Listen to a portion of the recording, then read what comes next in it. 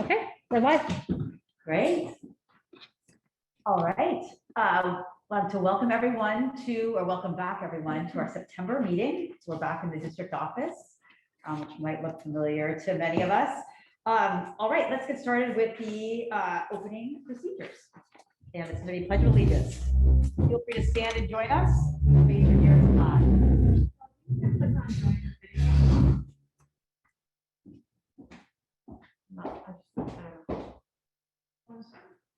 Pledge allegiance To the flag of the United States of America and to the republic for which it stands, one nation, under God, indivisible, with liberty and justice for all.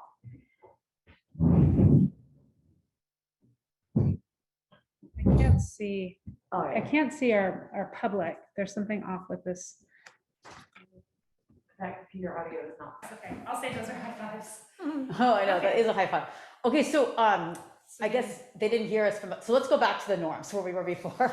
All right, thank you everyone for your patience. Apologies for all the technical difficulties. We are going back to where we left off, which I think is back, hopefully for most of you here, is on the norms. David had just read our governance team norms, and now I'm going to read our school board norms for our meetings.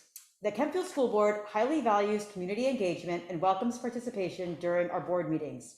If you choose to speak, we urge you to treat each other with empathy, kindness, grace, respect, and most importantly, to assume goodwill with each other. Finally, in the interest of allowing everyone who wishes to be heard the opportunity to do so, we ask that you adhere to the speaking time designations and speak only once on any given topic. All right, moving into our focus on district goals. Raquel, what is our focus for tonight? So we will be highlighting 3 of our goals, which are around student achievement, our staff, and finance. Great, thank you. And report from closed session. Sarah, is there anything to report from closed session? There are no actionable items to report from closed session. Great. Moving into public comment. And this is the section of our meeting for persons desiring to address the board on matters not on the agenda. The public may direct questions or comments related to school business to the board and superintendent concerning matters not on the agenda. No action may be taken by the board unless the matter is placed on a subsequent agenda. A person wishing to be heard by the board shall first be recognized by the president and shall then proceed to comment as briefly as the subject permits. Individual speakers shall be allowed 3 minutes to address the board on each agenda or non-agenda item. The board shall limit the total time for public input on each item to 20 minutes. With board consent, the president may increase or decrease the time allowed for public presentation, depending on the topic and the number of persons wishing to be heard. Is there anyone who would like to address the board tonight? And you can do so by raising your hand. I do not see any hands up. Great, all right. Moving into consent items. Is there a motion to approve consent items? So moved. second. Discussion? Yeah, so I just want to touch on a couple of things. So the first is related to meeting minutes. So H1B, we noticed that the August 10th minutes that were posted were missing the voting of the board and the action items. So we have corrected that. And I'd like to call on Midge Hoffman, our interim chief business official, to give some information related to the 2 finance items that are on the agenda. Midge, you want to raise your hand so I can promote you?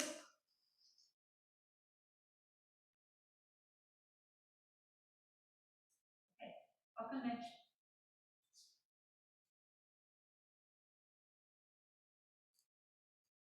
There she is. Great, hello, Midge. You're muted right now. There you go. Hi.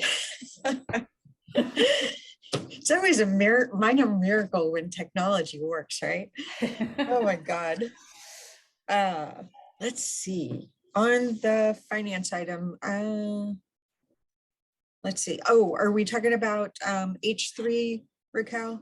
Yeah, H3, if you can share just the question we had related to the warrants. Yes. And the background on the budget transfers. Yes, I can do that. Okay, so with regard to the one question about the payment to the Marin County Office of Education, I think it was in the amount of $64,000 combined. It was related to a one-to-one aid for a program that's hosted by Marin County Office of Ed that Kentfield student attends. And then the other portion of that was related to a student that we have participating in the autism class there. And let's see, the other item with regard to budget transfers. Did you have any specific question about the budget transfers? Well, it's a new item that we're adding to our agenda now, and Oh, so if you could share right. background and historical on that, that'd be great. Okay, right. So in the past, I think that budget transfers were only provided to the board in the context of the interim updates. So, but typically they're done on a routine basis, because if you don't, it's very easy to lose sight of items that we should be either shifting for different, priorities from when the budget was adopted, or when we get either additional funds or things like that. For example, we're going to be seeing an awful lot of transfers as Raquel and I modify the budget to be under specific management codes, essentially by department, allowing us to go into a next phase of financial, what do I want to say? Just autonomy and responsibility by management group. For example, the superintendent has a budget, the special ed director will have a budget, technology, et cetera. So this is to keep the board apprised of budget changes that are happening. Do you guys have any other questions? No, thank you, Vijay. I always wanted to ask those questions, so thank you for providing that context, because I was just, and you did provide some great information, or maybe Raquel did, as part of the agenda, but I appreciate the background, because it is the first time I've ever seen this on a board agenda. So thank you for that. You're welcome. And the other item that we got some questions about was related to H5 under policy and the technology equipment. So just for folks to know, we are in the process of surplusing a number of technology pieces. And what will happen is those will either be recycled, they will be donated or provided to students to use as necessary. And we are doing a program similar to other districts in offering our staff to purchase those refurbished technology devices. Great. And I think that's it. That's great. No, thank you. I had all these questions, beforehand, so thank you for tackling those. The only last one I wanted to bring up was the facilities use report. I wanted to first say thank you for preparing that. I think it's a really nice summary to see that, and hopefully we can use those going forward. The only thing, and I wanted to get everyone else's feedback, because I talked to Raquel about this, is would it be of value to you guys? I thought it might be interesting to see a couple more columns added that just said, we know if we're getting revenue from it. It'd be nice to know the amount. And then I thought year to date too, so we can sort of track this as we, go through these. And hopefully that wouldn't be too onerous to add, but I wanted to see if that's something anyone else felt that might be useful. I was curious about the rate that people were paying and the amount that we were receiving. Right, okay, so it's. We can make some edits to that. This was the first time we've utilized this. Yeah, I Yes, think it's no, it great. was a great start. Yes. Yeah. Okay. Is there any other feedback on the reports, guys?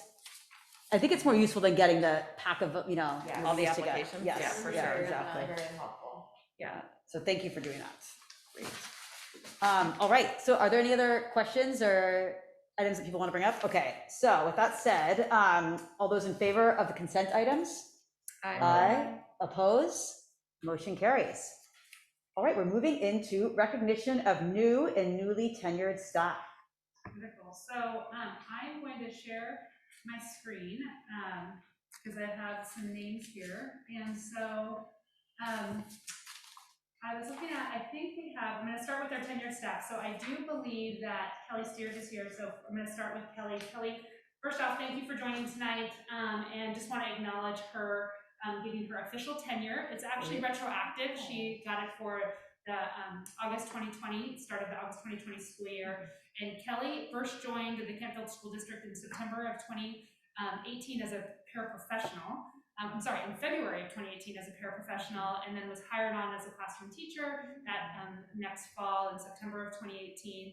And since that time has been a teacher here in the school district teaching kindergarten and second grade. She also has kids in the district and has just been super positive and flexible with us as we've continued to have her as a staff member here in the Kentfield School District. So Kelly, congratulations. You like there's a little horn and some confetti there. During it virtually. And our other teacher that is being newly tenured tonight is Tracy Knott. So Tracy Knott initially started working in the school district in August of 2016. So she actually has been an employee previously and then left for some time and came back in March of 2019. Tracy teaches special education. She had previously taught in the Reed School District, the Novato School District, and the Mill Valley School District. And she's been absolutely flexible, started here at Kent Middle School in March of 2019, and then last fall transitioned over to Bay Ridge to teach there. So congratulations to Tracy, and there's some confetti for you as well. So I'm super excited to have these team members receive their official tenure as employees here in the district. So, and then I had originally planned on having pictures of our new staff, but there were more names than I would be able to fit on screen.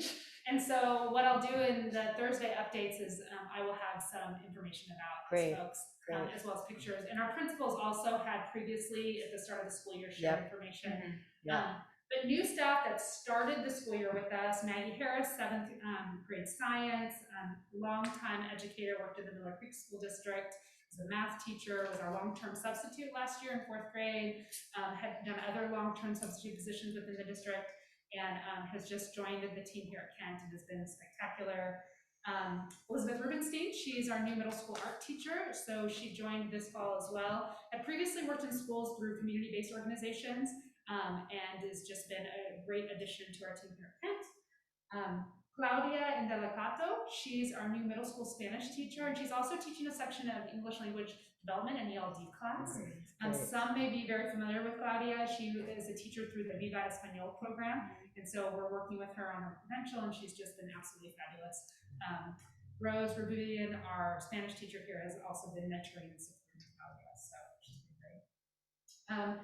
And Andrea Cashman is our new counselor over at Bay Ridge, and she's just jumped right in. I saw her actually teaching a class today. Had previously been working in the San Rafael City School District and worked, I want to say, in Colorado as a counselor previously.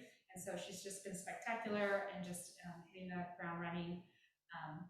M&A Stevenson, a new paraprofessional over at Bay Ridge, and Aiden Dregarian, a new paraprofessional at Bay Ridge. So one name you won't see on here who also joined us this fall and will be speaking later, and you'll get to see her face, is Christine Duran. And so just want to call out Christine and acknowledge her stepping up and really supporting the site as we're addressing Marianne's extended absence right now. And so she's been really great to work with and is excited to be part of the team, and you'll hear from her in just a little bit. So.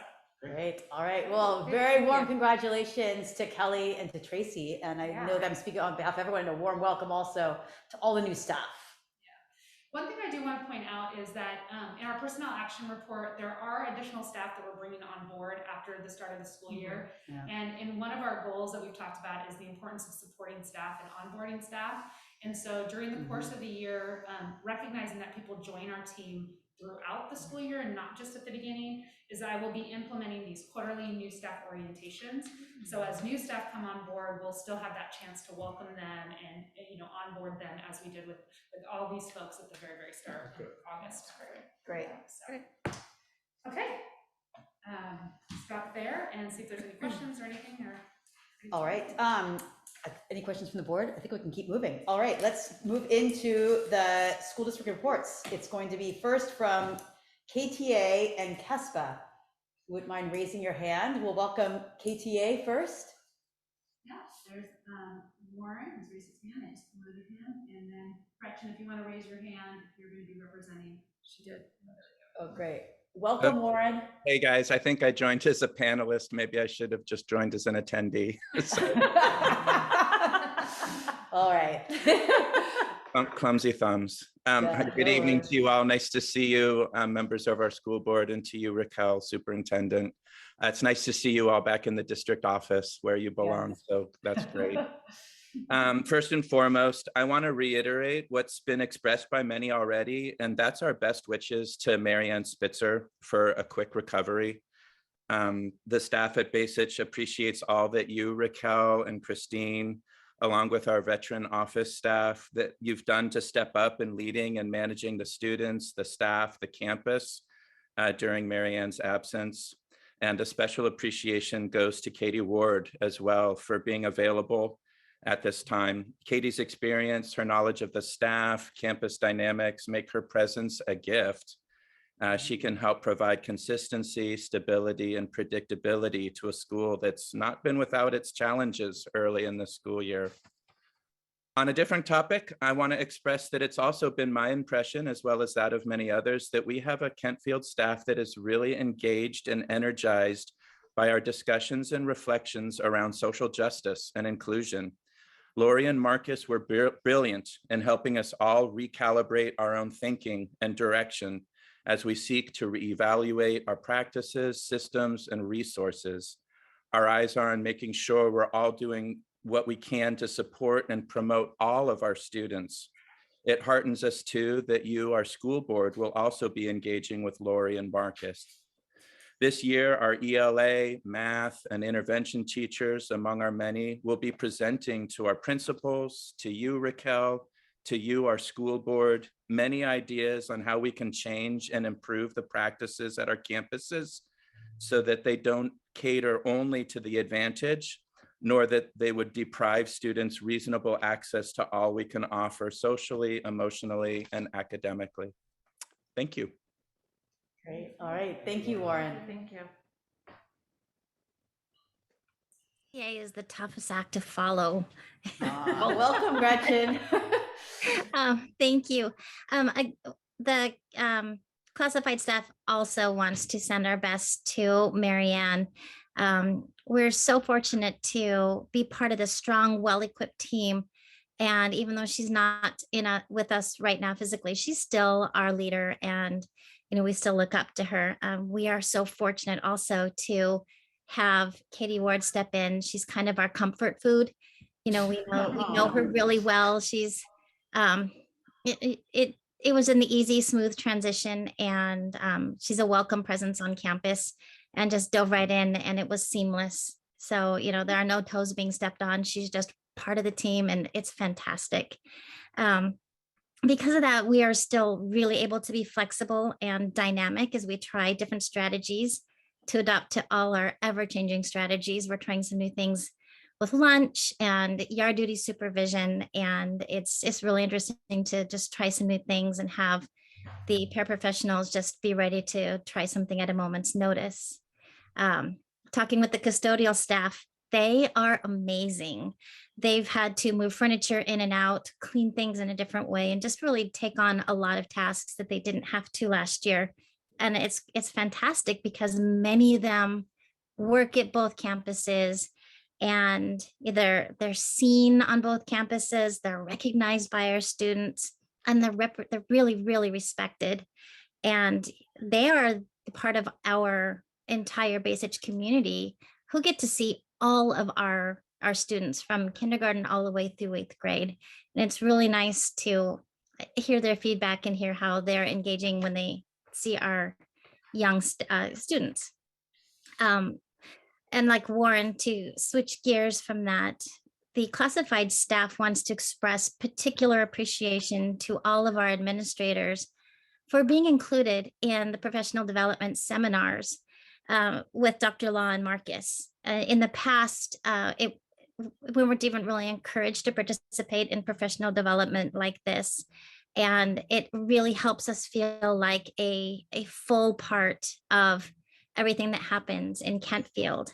By inviting the classified staff to participate in these programs, our whole district can fully embrace to create and enact these principles, which do promote the the diversity, the justice, and the inclusion that we so much want to achieve, because now we're all speaking a common language, and we can use all of these skills to move the entire district to be a more accepting school community.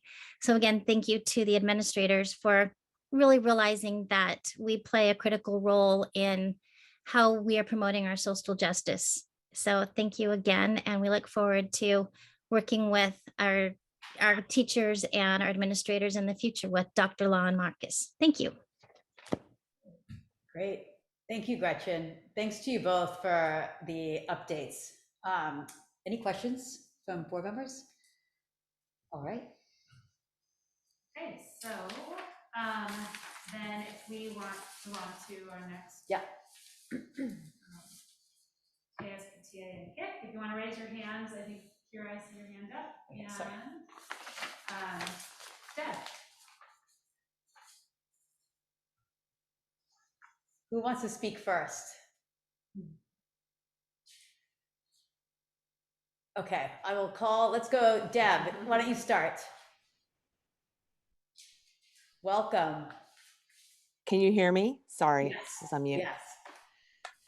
Oh, hi, everybody. Blinding light. Well, hello, everybody.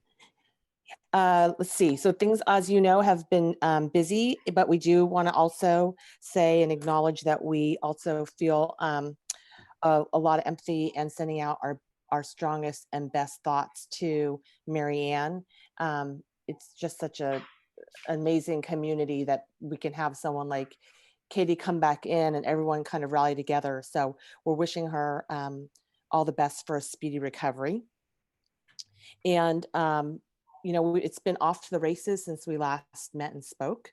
The team for hot lunch across both schools has been working really hard, and I think we've been ironing out the kinks most recently, and it's been well served and underway. We've had quite a bunch of parents from the community sign up to volunteer. So we're just, you know, onward and upward with the program. So it's been moving along well. The same with Carline, which is another large program for us, and the help of many as they come together over on Basich specifically.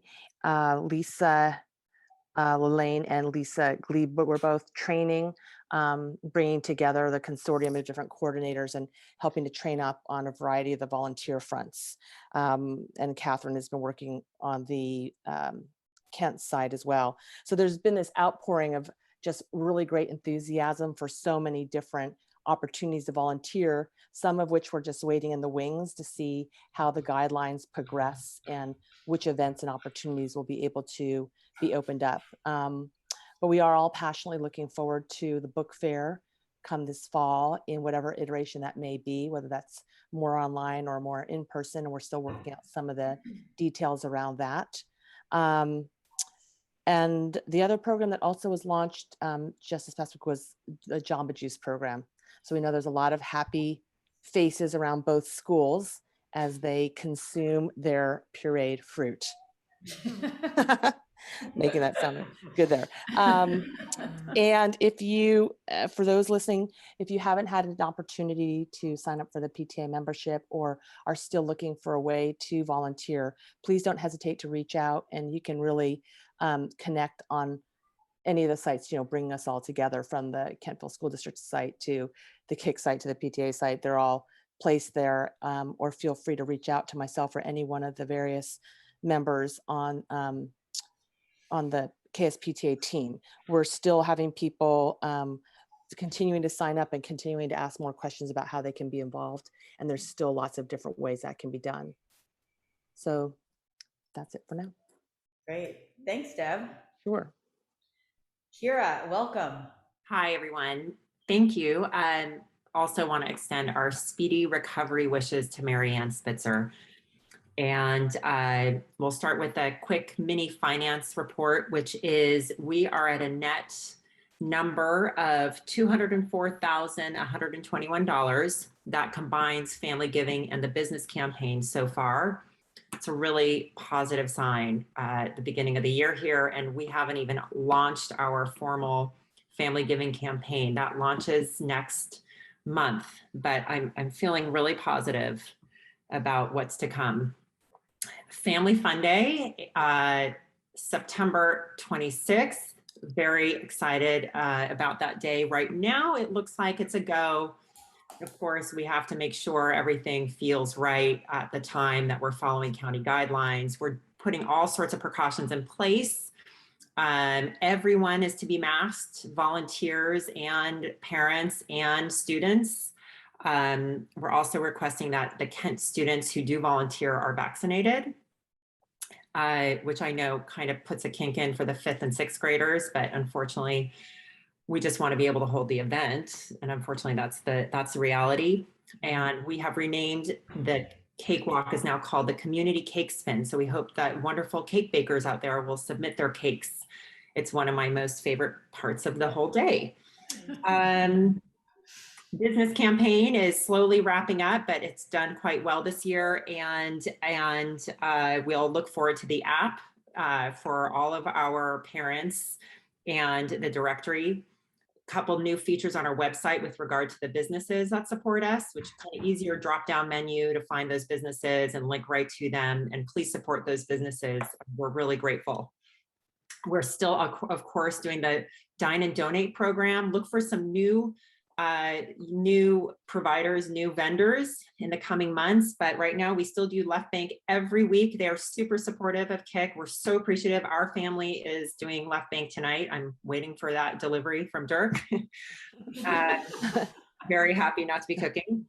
And the KIC family socials start in October. Please look on our website, kicschools.org, and under the community events site, you'll find those dates and locations for the kindergarten one, 1st and 2nd, 3rd and 4th, and actually the Kent one we're calling the student social because it's really about the students, the 5th through 8th graders. Be providing lunch. It's October 6th, right after school. So it's less the family, more the students for that one. And we rounded up the first round of our grants. We just awarded those grants last week, and that was exciting. That really makes me happy. We were able to divvy out about $17,000 thanks to all our parents and supporters from the Fund a Need, from the KIC Fund a Need. And thanks to the PTA for helping us administer all this. We have a committee that's made up of course, myself and another KIC board member and a couple PTA members and a couple teachers. And just a couple of the things that we are funding, we've got building blocks, Wild Care Enrichment Program, a 5th grade versatile math kit, math picture books, classroom library books, Scholastic News subscription, Kent Newspaper Club, Fidgets for Students, Kent Tutors Marin, which is a great new program run by our own Kent students, and refurbishing our garden at Kent and some chicken education. So I just love that. But our second round, just FYI for teachers, administrators, even parents, as long as it's student focused, is that second round is November 22nd. The deadline for the application is November 22nd. So we still have like over $12,000 that we can divvy out. And I think I covered it all.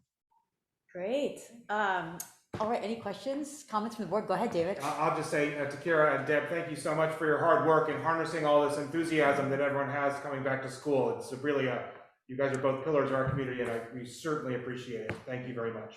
Of course, thanks so much. Thank I'd you. like to piggyback. Yes. Piggyback on that. So Kira and Deb, I just want to extend my absolute appreciation for both of you, as well as the cadre of folks behind you guys, from helping with new staff orientation to our all staff back to school and the breakfast, and to coordinating fun lunch on the first day of school. I mean, huge shout out. I've watched that all come into play, and I know you worked closely with Sid on that. The car line and getting all the volunteers, soliciting for lead room parents, the $17,000 in grants, Kira and your team, that raising that money and all those opportunities to enhance educational programming for our students is beyond phenomenal. So we feel so very lucky to have that. And then also KSPTA, the money that you guys are donating to support classroom supplies for our teachers as well. We're anticipating the book fair, the Jamba Juice. I saw those lists get sent out today. Laura Harrison and school supplies and that whole debacle, but just smooth getting it into the classroom. So Yes, big thank you to her. huge thank you. And just want to say that we really are lucky to have such a dedicated group of folks out there in our community, allowing us to, do what we get to do in our schools, and we really couldn't do it without you. So thank you, thank you. That's so nicely said. Likewise. The only, I wanted to add one last thing too about the focus too that I've seen since the start of the year. You've always had a focus this, but I think it's even coming out stronger is on the inclusivity and the sense of community. In particular, at the last DLAC meeting, the fact that both groups were represented very well, and that there was a lot of outreach, and specifically on the KIC side with the new, I think it's new, the Bridge program. Really exciting initiative to see. And KSPTA has been ongoing with the commitment. There's an equity and inclusion committee, and there was announcements about the ongoing the closet drive that's coming up as well. So I just think these are great examples, again, of the level of commitment that you have to really bringing our community together in a very inclusive way. So thank you. Thanks, Heather. And I just actually just so everyone knows who's listening, thanks for mentioning that we have this team Bridge, sort of our equity inclusion team, and really trying to make sure all of our community events, we're making sure we're reaching out as much as we can and including all the families, and we're raising money, but we're also about community. So thanks for mentioning. Yeah, it's great. Great initiative, really great. I know we're all echoing a lot of praise, but thank you all. Thank you for all your leadership. Yeah, thank you guys. All right, thank you. All right, so with that said, now let's really pass officially over to you, Raquel, for the superintendent and staff reports. Okay, so let me see if I can. And I will share my screen because I do have some general updates. And then go share and present. Okay, so superintendent updates and staff updates. So the first thing, some might have noticed on the agenda, we have a new group, our KESPA, the Kentfield Educators Support Professional Association, that launched last spring. And so the KSD, the Kentfield School District, has done our initial openers for negotiations with KESPA. So that will begin this fall. I look forward to that opportunity of working closely with that team as we work through a collective bargaining agreement. And so that is in the board agenda that some might have seen. Our enrollment, just an update on enrollment. So opening school, we're serving 1,036 students, 524 kiddos over at Basage, 512 at Kent, which is not that significantly different from prior year. And so just wanting people to have that information, and I can follow up with the board with a breakdown on grade levels, but just a general overview. Legislative updates. So I just want to call out the School Lunch for All program. There's been a lot of talk about that program. It's officially launching in the fall of 2022, although there are some school districts locally that are beginning to offer that service within their school districts. And when Midge reports later, she will be touching on that just a tad about how we are a little bit different here in Kentfield, but just for folks to know, that is some legislation that we're anticipating in the fall. And then the virtual learning program. So the independent study option. So some may have recall from the summertime, this was new legislation that came through. And I was asked the question just yesterday, how many students from the Kentfield School District opted for that program? And so in the agenda, you might have seen the agreement that we have with the Nevada Unified School District. So we had a total of 3 students that ultimately opted for that program. And they were from 2 different families. So 2 students from one family and then 1 child from another family. And so they're moving into that opportunity. Then I wanted to go into public health updates. So what I have up here is the County of Marin launched their dashboard for the new school year. And so you'll see that gets updated every Friday. It's very familiar to what we had seen last year, although they're adding some additional information on there related to vaccination rates. And just for folks to know, the Kentfield School District, our vaccination rate for staff is 98% of our staff are fully vaccinated, which is a great percentage rate. for us. And we did have, just so far since the start of school, we've had 2 COVID positive cases on the Bay Ridge campus and 1 COVID positive case on the Kent campus. So this is going to happen. We know that. And so the key is ensuring that we don't lose focus and maintaining the safety mitigation strategy so we don't have transmission on sites. So just for people that have. There was a update today for schools. Unfortunately, I was not able to join, but I'll be watching the recording later. I had anticipated I would highlight 3 key things for folks to know. I mentioned before about the vaccination rates for us, but we are required to receive the vaccination verification, and that has been received by all of our staff, so I have that information, and that folks are gonna start having to be tested. Those that aren't vaccinated, tested on a weekly basis to submit to our HR department, which is me. That we are still soliciting our students for their families, if they have received the vaccination, to submit that. Last I checked, we had 85 submissions to date, and there's about 250 students that are eligible for vaccination. I want to say it's like 256 students within our district that are eligible. The decision tree guidance and communication. So I just wanted to put it out there. I received some feedback about the shift from last year to this year. So the decision tree is kind of that flow chart that says, you know, if this happens, or this scenario is when you would quarantine, or this scenario is when you would get notification and such. And so we're following that decision tree. There's 2 different ones, one for people that are fully vaccinated and one for people that are unvaccinated. And one of the big differences on there is exposure that happens or close contact in a school setting, and the notion of modified quarantine, right? So which means that you can continue to come to school if you've been exposed, yet you cannot continue to do your extracurricular activities. Now, if you are exposed outside of the school setting, you do have a situation, and you're unvaccinated, you do have a situation where you would need to be quarantined. So just for people to know, we're following that decision tree, and also following the communication recommendations from public health related to the scenario. So what happens in those various scenarios. So we have posted that on our website. I will attach it to the next Parent Square update, but for folks to have that as a resource. And the last thing I wanted to touch on was on testing. So we've gotten a lot of questions on will we be doing just random testing for asymptomatic students. There was an article in today's IJ related to the 9 pilot schools that are going to be distributing tests to families.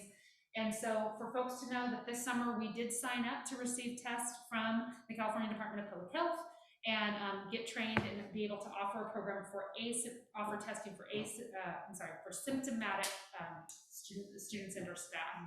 And so in talking with public health, what they advised of us is to hold on moving forward the program so that we could be part of their pilot, which I was in conversation with our county superintendent of schools over the weekend. And so they're looking at a way to fold us into that pilot, which means that families would receive, I don't know if you can see this on the screen or not. Maybe this is the camera, maybe if I hold it up. Oh yeah, there is an envelope that looks like that people would receive, that they would have a test at home. And the idea is that if your child is having symptoms, you would have a test that you would be able to administer a home test so that you would know right away, versus having a child come to school that might be symptomatic and then us either giving a test or something to that nature. So I just want people to know, I recognize we did not get the golden ticket to be one of those first pilot schools, but we are right there in line. I just provided them the number of tests that we have available to push out. And so know that we are, before you know it, we will have these envelopes ready and they will be going out to our families as well. So I will stop there and see, should we take any questions? Yeah, I'll let you just determine on when might be the appropriate times. I know there's a lot of information. So we're trying to break up the reports so you don't have to wait till the end of finance to get some questions. So it sounds like a great time. Any questions from the board? No? Great. Great. No hands are up? No hands are up. Oh, great. Okay, so the next thing I have is related to our opening school highlights. So just continue Great. to go. Oh no, I'm sorry. I think it's the principal. Yeah, I was going to say, I think Is it's school site updates first. Yeah. Okay. So I think first, if Grant, you want to raise your hand, and I'm going to provide the updates for Bay Ridge tonight. So Mr. Althouse, I'm going to promote you to a panelist. And looking for my notes here, I have them. I will let you, Brad, if you want to go ahead and go first. Oh, there he is. To give updates on Kent. All right, thank you so much. Good evening, everybody. Good evening. Hello. I'll just echo the sentiment shared by many that, we're thinking of Mary Ann and wishing her a speedy recovery. I miss working with her and look forward to when she's able to return healthy and ready to get back to work. So we hope that that's sooner rather than later, but I've heard many wonderful things of the resiliency of the Basich faculty and just so appreciate for all the professionals that we get to work with. I was so pleased to hear, Deb and Kira reflecting about all the great work of the PTA and KIC. I was so excited to see the grants approved, and I was also really appreciative of the ones that Kira chose to highlight in her update. Kent Tutors Marin is one that I'm particularly excited about. This was actually a project that came out of our social action class last year, where an 8th grade student designed a tutoring program, and that 8th grade student has since graduated, but has a number of 8th grade students that are picking up where he left off. So we have more tutors ready to serve more students in our community, and they were 8th grade tutors who were serving basic students as tutors in mathematics. So we're looking to see that program grow. I mean, it's just a great example of a class that's supporting some of our student leaders to serve their community, and then community organizations like KIC and PTA funding some of the basic foundational costs like the Sign Up Genius fee and a variety of other administrative fees. So just such an incredible example of students leading the way and a system kind of rallying around them and supporting them in their interests. So there are many other grants that I'm exceedingly excited about, from classroom library books to the garden project to a math material support, many incredible things that we wouldn't have without the generous donations to KIC and to the great leadership of KIC and PTA. Believe it or not, we're at week 4 of the school year, which I was reflecting with our site council today. It feels like it's been a long time, and it feels like it's been a short time, but I think that's just the nature of this time we find ourselves in while we kind of remind ourselves and reinvent in this kind of post-COVID year reality. We still are in the pandemic and see it evidenced in a variety of ways that Raquel was just highlighting. But as far as we're concerned at Kent, we're back to a full comprehensive middle school experience for our kids, with really one of the single solitary differences being that we're wearing masks indoors and outdoors. Otherwise, our program is completely and totally back in action. And I just couldn't be more excited about that. We have started our new bell schedule, which I did highlight at the last board meeting, but it was right at the beginning of us kind of exploring this in action. And now we have a few weeks under our belt, and I'm pleased to report that at least from our site council representatives that spoke at our site council meeting today, our student representatives, it's been a positive experience for them to have some variety across their day with the time in which they experience their classes. And I was a little apprehensive about students knowing which classes to report to when. But the students reported that really hasn't been an issue, and that kind of the sequential nature of the schedule, even though classes happen at a different time every time they happen, it's always the same order. And so students are finding their way really without much significant issue. And our teachers and staff have been incredible at supporting them in getting to the right place. And initial reports among teachers, it's a complicated consideration. I won't go into great detail, but because, for example, if you look at Monday being 1 through 6, and then Tuesday starts with 7 and then goes back to 1, from a teaching perspective, you have the first lesson of the week for the 7th period, immediately followed by the second lesson of the week for the first period. So it's just a different way of organizing materials and instruction that has different impact in different curricular areas. There's, of course, silver linings to any way of looking at things like this. And we're working through some of those nuanced planning implications with regards to teaching. But the student experience seems to be really positive to have that kind of variety across their day and across each week. there's so many things that have returned to Kent that feel so fresh and new, and yet it was a full return to our experience that we were so familiar with pre-pandemic. But I will highlight a few things that are really exciting to see. The instrumental music class is fully up and running. That's both during the school day as well as our zero period class. So we have students performing all woodwind and brass instrument, as well as the choral ensemble, singing outside and performing instruments outside under an array of pop-up tents that you may have seen if you've been on the Kent campus. I'd like to just give massive appreciation to Mr. Mike Martinez. Teaching outside is a completely different endeavor than teaching inside.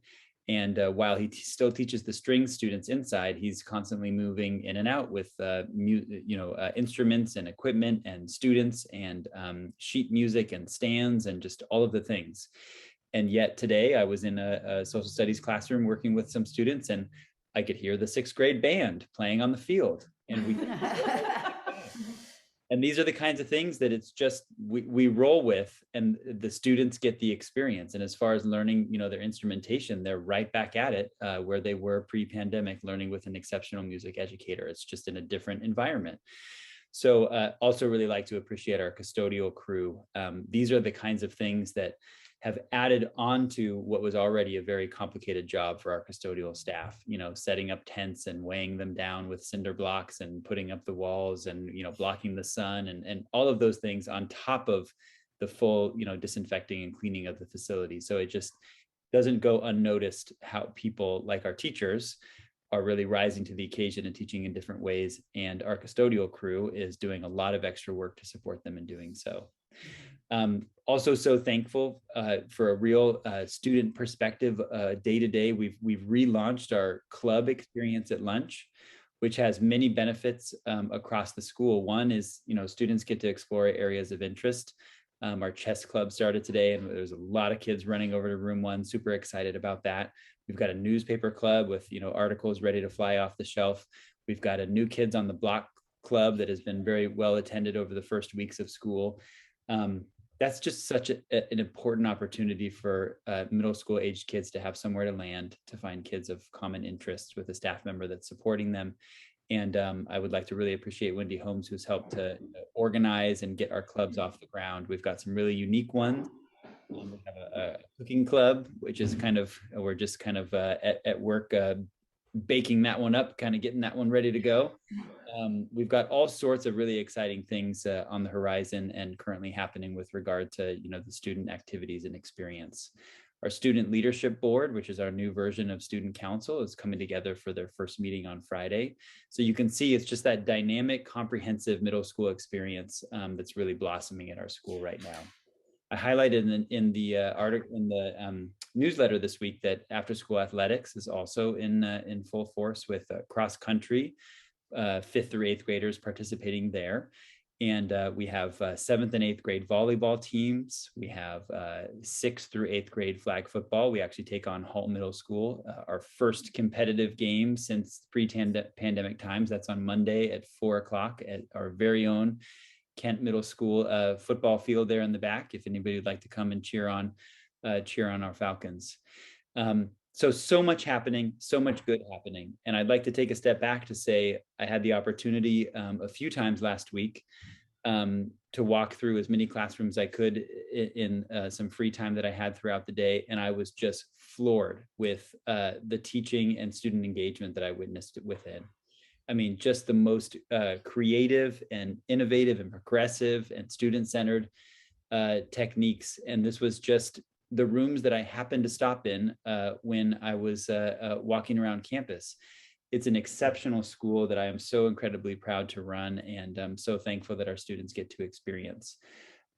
So there's a lot on the horizon that we're looking forward to. All School Read 2021 is coming up in early October. I'll have a lot to share about that when we get to our next board meeting. We have a whole new slate of intervention that are getting off the ground in our zero period time, and all sorts of really creative ways that we're utilizing extra funds and additional supports going into this year. So it's a really fantastic time to be a Falcon. and really like to appreciate our entire team for the efforts they've put into launching the school year the way that we have, and just couldn't be more excited about the days and weeks to come. Great, thanks, Grant. Lot going on there. Yes. I listen, and when I was getting to see some things in action, it's pretty impressive. So kudos to you, Grant, and your team for all that you guys do to make middle school a pretty exciting experience over at Kent, being a Falcon. So I'm going to highlight our Base-Age Bears and all that's going on there. So, Grant mentioned 4 weeks, so I'm going to say 15 days. So we've been in school for 15 days. During that time, we've had 2 back-to-school nights. We've had multiple recess rodeos with the new beautiful play structure. We've had a ribbon cutting ceremony. We've had intake conferences for kindergarten through 4th graders, and we have had opportunities to really make connections with our students. And so, one of the things that I said to the team at the start of the year is my intention was to do, as Grant mentioned, is trying to get into classrooms more and more presence on our campuses. And so, although we definitely miss Marianne and wish her a speedy recovery, this has been an opportunity for me to have more opportunity and presence over at the Base-Age campus. And so, we're all sending her very, very well wishes, and I just feel lucky to get to be in the presence of the great teachers there and our wonderful students, and also getting to see the familiar faces of our families in real life, not just on a screen. So with that said, Christine Duran has just done a phenomenal job of stepping up and working on their weekly memos and working on the schedules and all of the technical behind the scenes operations, and just trying to do everything she can to get the puzzle in the right places where it needs to be. And as mentioned before, from Warren and Gretchen, a gift came our way on Monday. Flew all the way from Boston to come and really be that additional familiarity, consistency, presence, Katie Ward. And so Katie, for folks that may not know her, she started in this district in 1985 as a teacher, and took a little break, came back, and long-time classroom teacher, and then was the assistant principal and also the director for student success, family engagement. And, I shared earlier with some people, she said to me, I saw her in the hallway over at Base-Age today, and she said, hey, I was wondering if I could get access to Aries, so, I could contact families or whatever. And I was like, yeah, of course. And she said, well, I called 2 families today. And I was like, okay. And she said, I just wanted them to know, like, how respectful and kind, they weren't in trouble. And I was like, Katie, that's amazing. Like, it's those little things that mean so much. And so, Katie, I know she's there because I saw her name on the screen. And Katie, if you don't mind, Katie, I would love to have you just do a little wave so people can see your face. Those that might not. She has her hand up. Yeah. Oh, good. Okay. So, then, so everyone, Katie Ward, and as she gets herself on the screen, just want to say, feel absolutely lucky to have this gift join us. So, Kate, did you want to say anything, or? Thank you very much. I think I did it. I've done Zooms. This is I was on the board meeting in June. Yes. First of all, best wishes to Marianne. This has to be so hard when the school year is beginning and you're trying to get started, and you want to, I'm gonna just switch my place so the sun's out of the way. You want to get a smooth start. So first of all, I just want to say, Marianne, I hope you begin to feel well. And I know how tough it must be to be out. And I just want us to thank Raquel and Christine. You've been fantastic. Warren, you're much too kind with all your good words, and Gretchen. You know what? It's just great to be there. Staff has been phenomenal. It's great to see all the paras. Paul Miller's been fantastic, getting me all set up, and the office, Lynn, and both Gretchen and everyone. And this morning I took the opportunity to walk through classrooms quickly just to introduce myself so the students would know who I was out on the yard, and I'm a safe person to talk to, and they could come and ask for help. And I was just struck. The school looks beautiful. The remodel and the classrooms and the teachers are so engaged and their classrooms look phenomenal and the kids know they are really learning their routines. So once again, I just went, this is why I'm here, because I love Basich. They do such a fantastic job. And I worked in the Newton Public Schools a year ago. So it's fantastic to be there. We have such beautiful setting. And I also am always struck by how well the teachers collaborate and support and work so well with one another, and are working incredibly hard to deliver the best that they can for their students. The students are terrific. So I just want to say, in 16 days, I guess 15 days, if like I agree with Grant completely, it feels like they might have been in a while, but East Coast schools just started last week. And then in other ways, it looks like that, you know, it's just a strange feeling, but Raquel's doing a great job, Christine, everybody, because you know what makes Basich and Kent so great is teachers and staff get in and do what they have to do. They work hard and respect one another. And I loved working with all the families today. Right out there in Carline, someone says just like riding a bike. So I just want to say, well, thank you for welcoming me. I'm here to help for a couple weeks. I hope Marianne can return soon and healthy, and that we have everything up and running smoothly as she returns. But thank you to all for welcoming me back and providing me this unbelievable opportunity. And Raquel works incredibly hard. Yes, yes. So thank you. Thank you. I won't keep you because you all have families to get home to. Unlike myself. Okay, so any questions, or do we want to move into the next report? I think we can just keep moving. I mean, unless there's any questions from board members, no, let's keep going into the opening school. We finished that one. We're going into finance update. Gretchen has her hand up. So Oh, I don't know, great. I don't know if that's intentional. I don't know if we're taking Gretchen, your questions hands from up the for, audience. this is related to the updates that we just heard. Let's see. I will see if she, Gretchen, you have a question? Actually, I just have a comment. I was extremely remiss in not acknowledging the great leadership that Raquel stepped in for us last week. She came on campus and she just was there for everything we needed, and so unassuming, but it was great to have her presence there and to know that we had her support. So I feel bad that I didn't mention it in our KESPA update. Several of the classified staff were just marveling at the fact that you just made us feel like things were going to be fine. So again, thank you for that, Raquel. It was great to have your guidance and your presence right when we needed you the most. So thank you. Thanks, Gretchen. Very kind, very, very kind. Are there any other hands up? You know, I think I'm going to take this one quick opportunity because I realize we're about to shift gears into finance and everyone's up on the screen still.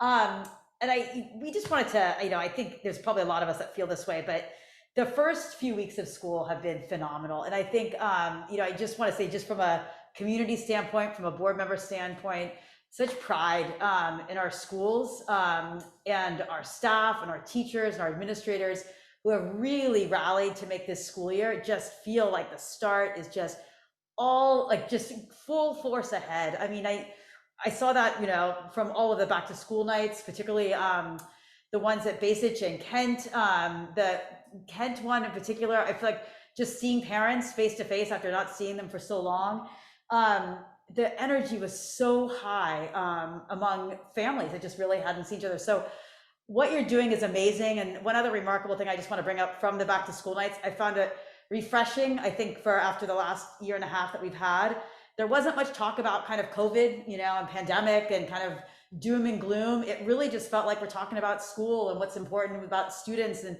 what's on the horizon for student learning.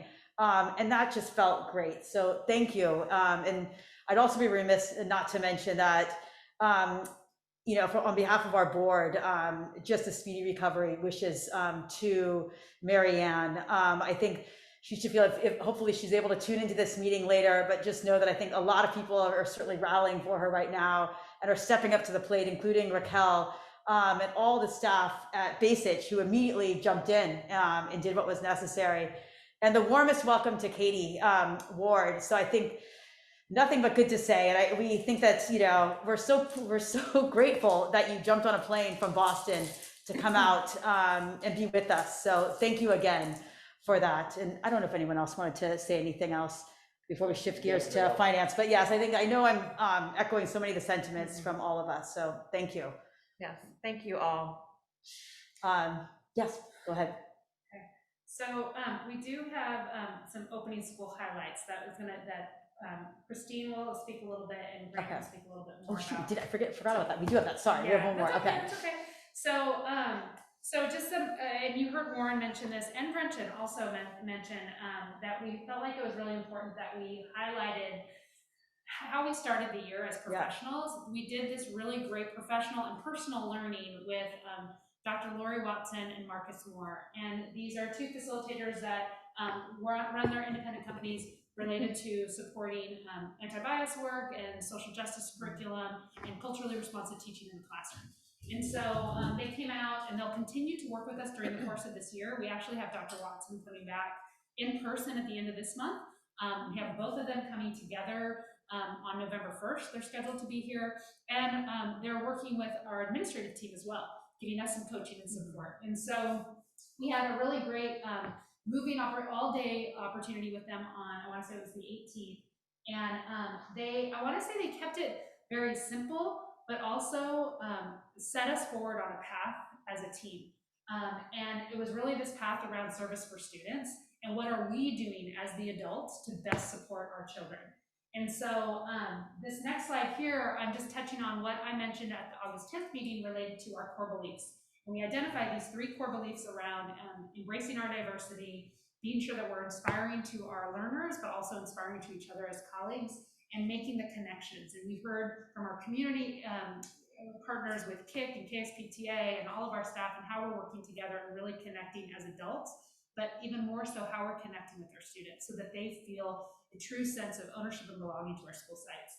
And then with all of those beliefs, the idea is that we're able to meet our strategic plan goals, our LCAP goals, around every learner gets what he or she may need. We're supporting our staff with the tools necessary to make that happen, maintaining fiscal solvency, which ultimately we need to always keep the eye on the ball there, and doing it within community, right? Because we can't do any of this without each other. And so what Lori and Marcus talked to us about was reminding us of our why. Why are we here? Our why is the students, right? And there's something underneath that why. And what's underneath that why are the staff that get to work with those students, as well as the parents that get to raise these students, right? Mm-hmm. And so as we reflect on what we get to do on behalf of our children, they really talk to us about how are we reflecting on our practices and acknowledging the urgency in what needs to happen for our students, for our why. And so what is that service that we're doing? How are we looking at our practices and protocols, and how are we adjusting as necessary, or keeping things that we know are really great for our kids? And then at the same time, this guiding coalition, which is really our staff. It's those adults that are working day in and day out in those classrooms, and how are we supporting them with the tools to do what we need to do on behalf of the kids? So that was really their big message for us on that first day, and really having us think about what is the intention that we're going to set for the year, or what are the goals that we're going to be setting based on data-driven decisions. So with that said, I am going to promote Christine up as a panelist and Grant, and have them share a little bit about some of the happenings at their school sites. So Christine, if you could raise your hand, and Grant, I'll have you start.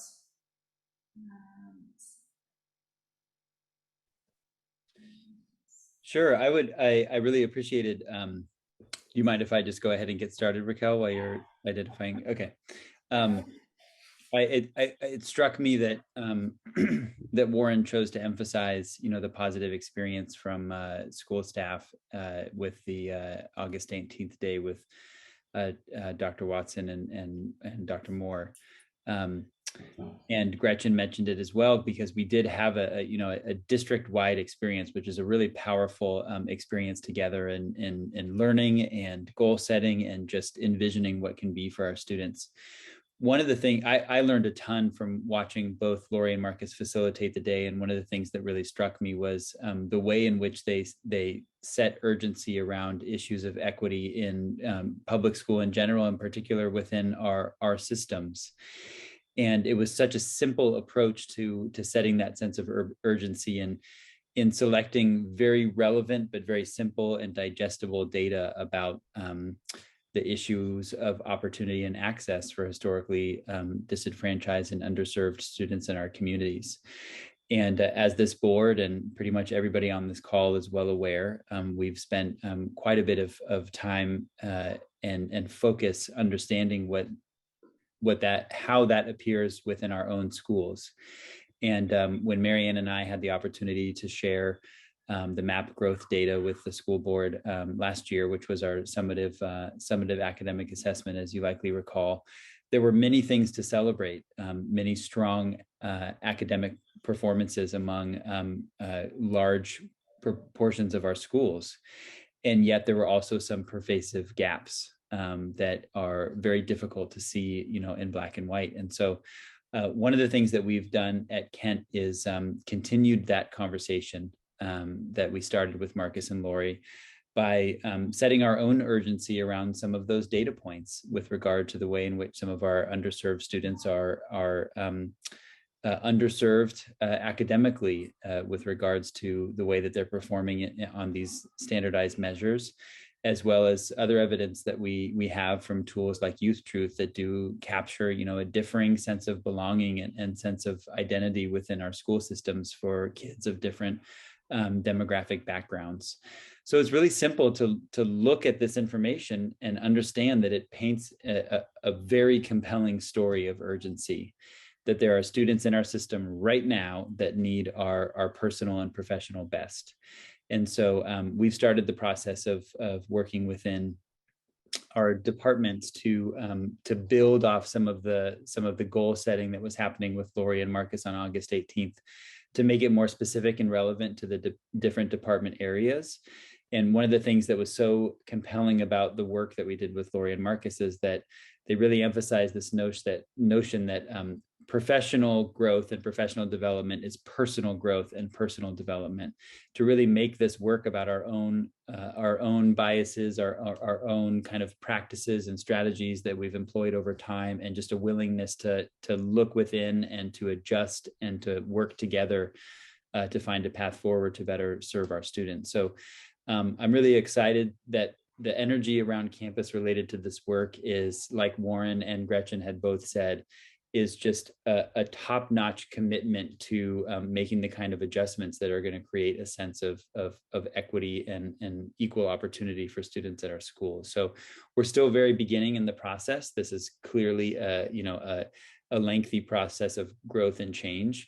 And I'm so appreciative that our agreement with Lori and Marcus is going to span over the next few years of work, which I think shows the commitment. This isn't, a one and done professional development and improvement process, but rather something that will continue to grow and evolve over the weeks and months and even years ahead. So I just want to appreciate the school board for supporting this professional development work. It will very much be our focus as we work to develop ourselves and our practices over the year to come. And I know that we'll have many updates in future board meetings with specific strategies we're employing. And I also know that we will have updates with regard to improved student outcomes. So I look forward to sharing those with you. Great, thank you. Thanks, Grant. Christine, you want to share a bit about what's happening over at Big Stitch?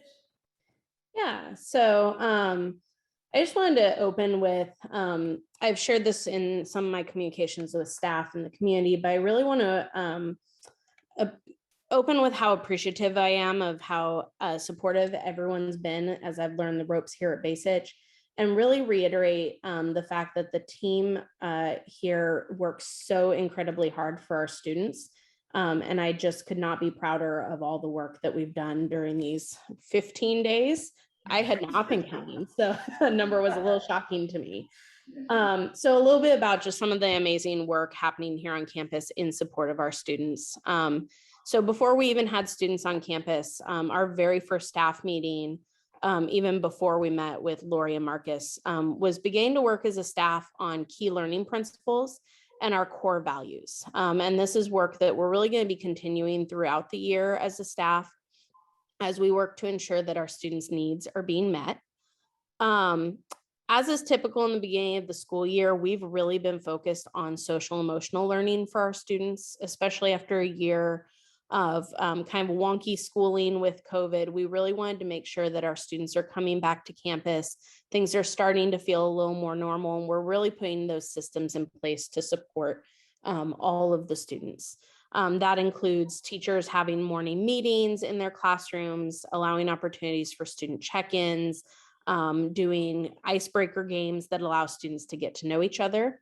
The entire team, teachers, paraprofessionals, administrative staff, everyone has been working really hard on introducing and reminding students of routines and expectations both inside and outside of the classroom. So you heard a little bit about recess rodeo, continuing to put those procedures in place. And I've also been really impressed with the work that our new counselor, Andrea, who goes by Miss A, with the students. So if you have students, you're coming home hearing about Miss A, that's who they're talking about. Some of the work that she's doing with students, either in the classrooms to introduce herself or doing lunches with students who are new to Base-Itch, who don't know a lot of students. She had lunches with them, introduced everyone within the grade level who was new, giving them opportunities to meet and bond. They had lunch outside of my office window today, and it was really fun to watch them play some get to know you games, learning more about each other. This year, we're really excited about increased opportunities for intervention as well. So as some of you may know, we're increasing our English language arts direct service from 40 to 60%. And we also just confirmed that we'll be able to offer math intervention up to 40%. So we're really excited for those intervention opportunities. One area where we're still working is ensuring both in classroom and yard supervision support from our paraprofessionals. This has definitely been a little bit of a work in progress as we've worked on they're tweaking their schedules and their FTE to ensure we're providing as much support for our students as possible. And being new to Base-Itch, I'm learning a lot about the many events and programs that you've had in the past, and I'm really excited with some of the things on the horizon for us as I'm working with teachers and parent volunteers to get things up and running. So we've been working, Base-Itch received a garden grant through the Whole Kids Foundation, and we're really excited to start working on both our second grade garden beds and our native plant garden, getting those up and running. And I also am really, really excited to be able to come to Family Fun Day. I've heard a lot about it. So I'm really excited to be a part of the community for that. And the book fair, which was always my favorite event as a kid. And I still really enjoy going to them and picking out books for myself as an adult as well. So as we kind of continue on our journey this year and putting the kids at the forefront, I'm really excited for all of those events that we can bring to our students. Great. Thanks so much, Christine. Thank you. Thank you. Thank you. Okay, do you guys have any questions before we move Not for me, no. No, I think that's No, great. great. Thank you. on? Thanks, you guys. Appreciate your insights to the sites and all that's going on there. You're doing a fabulous job. Okay. I think next. It's okay if I turn the light. I was gonna say it's getting dark, and I just wanted to make sure there were no, because we are gonna be shifting into finance, right? Yeah. Just to make sure there aren't any other hands up from attendees that may want to ask any questions of what was just presented. Great. We were trying to break up the reports for opportunities of questions, so. Hey, you guys can see it too. I'm not missing it. Yeah, great. Okay, then let's move into finance. Okay, I think Midge, if you want to raise your hand, she's going to give us a report. And Couldn't read the font anymore without the lights. Yeah, no, it's good. I know. It is I was extra like- small. I know. That's why I think I missed earlier where we were. okay, here she comes. Great. Welcome Good. back. Thank you. Well, it's great to see you guys again. And I did owe everybody's comments. I don't think I can add anything more to the well wishes for Marianne. but we hope you're back soon. So right now, I think we're going to talk about the parcel tax report. And in 2021, we received over $4.6 million. Hold on, I'm going to share my screen with you. Okay, I'm having my own little technical difficulties here. Let's see here. Let me see. Okay, let me see if this will work.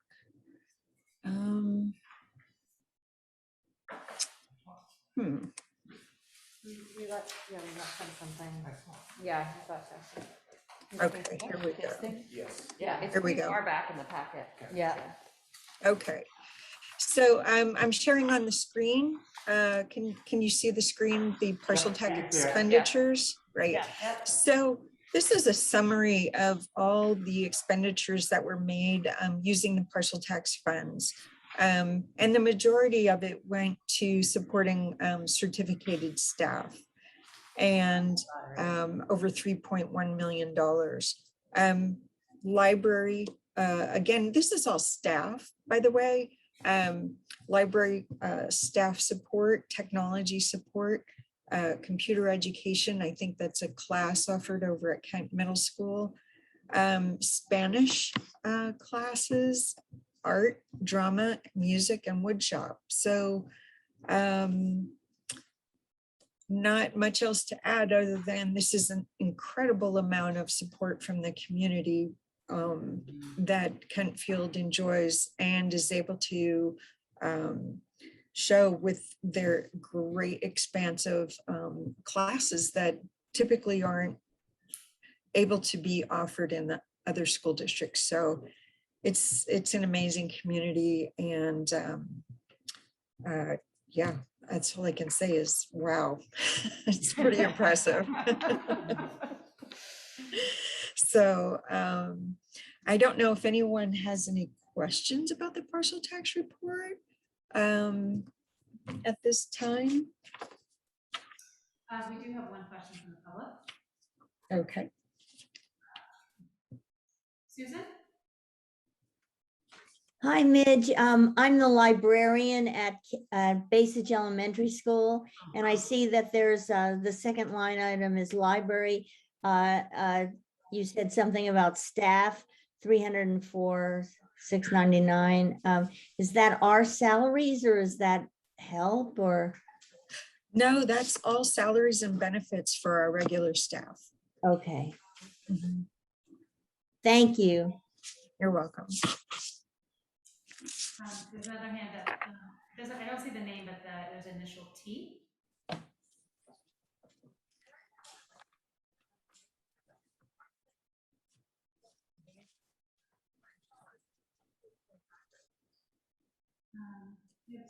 You're muted if you're trying to talk.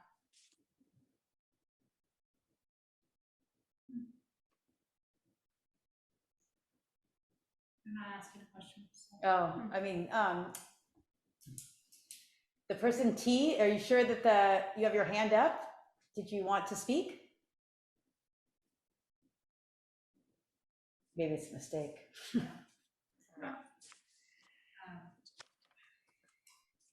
Any other questions about this report?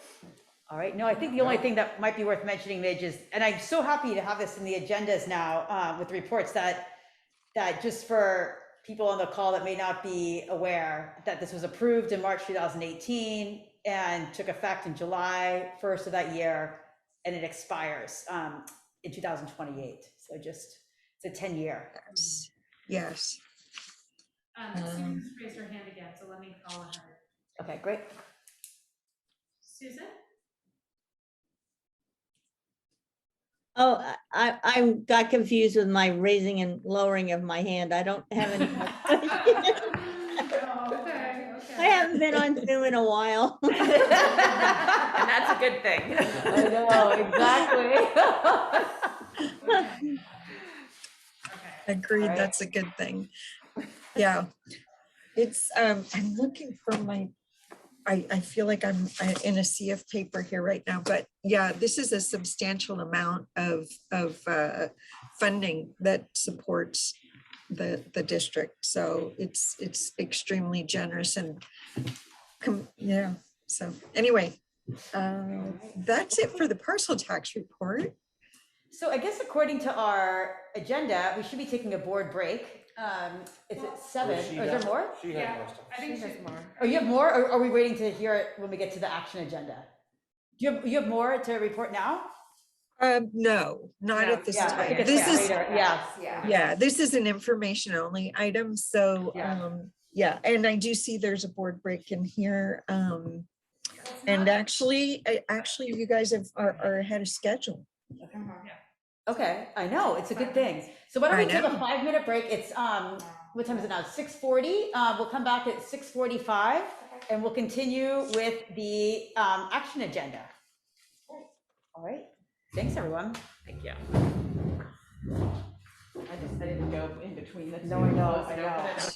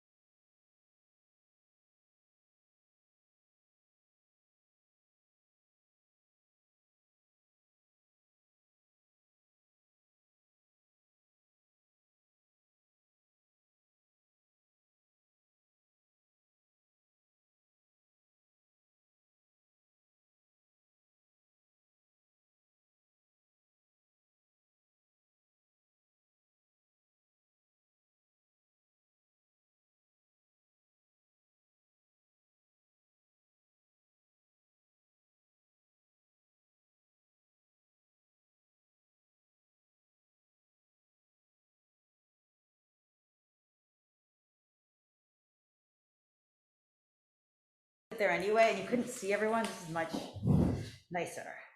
Everyone, we're back. Great. All right.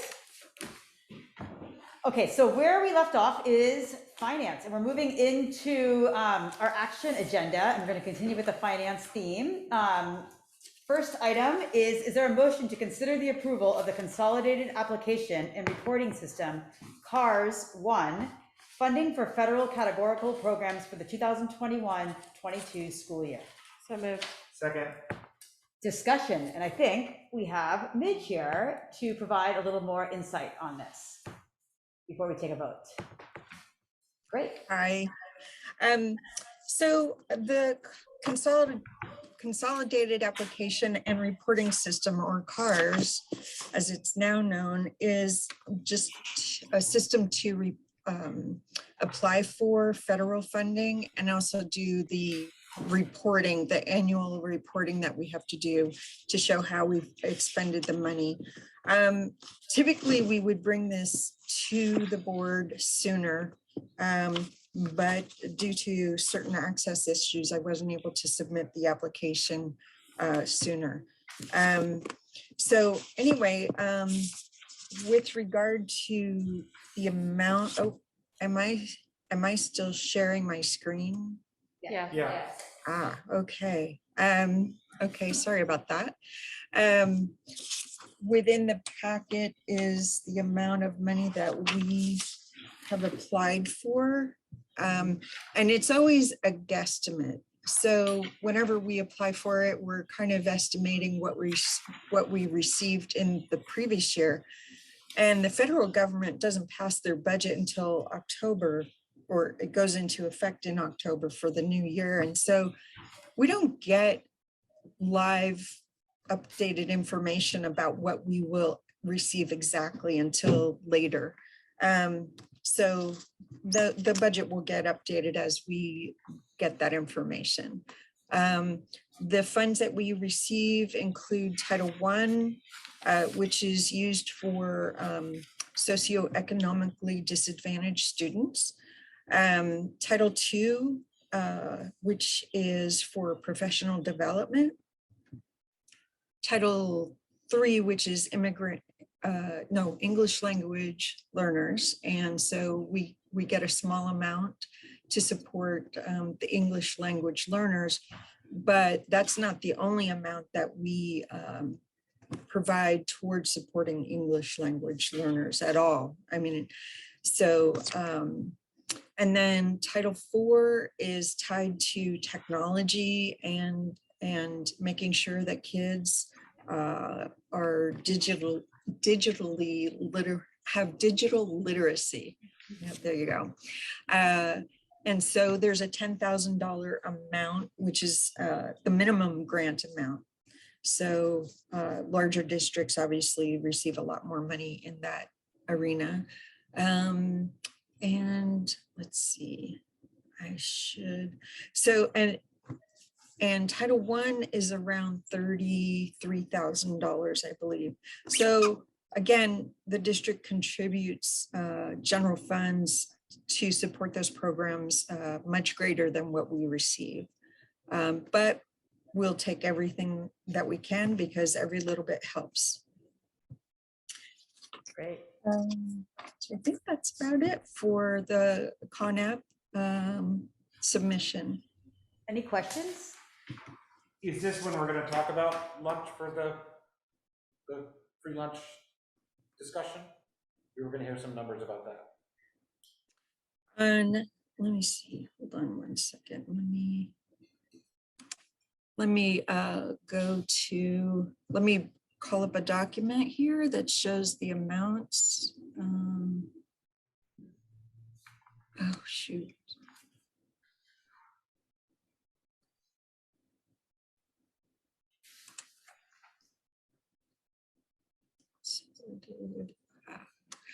Along with the funding that we get in consolidated application, there's a lot of legal assurances that have attached that are required. Let's see, sorry.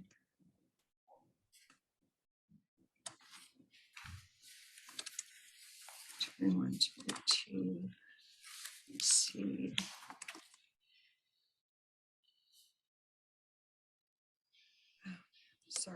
Sorry, my apologies. I'm having technical difficulties. It's a theme tonight. I know. You heard that question from David, Mitch? Yeah, David, were you wondering how much we receive for each of those? No, I think it's the new legislation issue. Yeah, so speaking about the school lunch for all, we talked about you giving just kind of background about what our accessibility is as a school district, and how might that relate to federal funding or not, or is there another portion of a report that you'll be sharing about that? About the school lunch for all program and why we are not participating in it? Oh, okay. Okay. I wasn't clear on linking that. Okay. Yeah, technically the National School Lunch Program does fund is funded by some federal funds. However, you have to be part of the program in order to receive those funds. This district does not participate in the National School Lunch Program. And so, and that's part of the reason why we're not jumping on board with the early adopters of providing the lunch for all or 2 meals for all kids as requested. So there's been a lot of questions around that, and there's a long history, I think, in this district of not participating in the program. There's a lot of pros and cons to participating or not participating.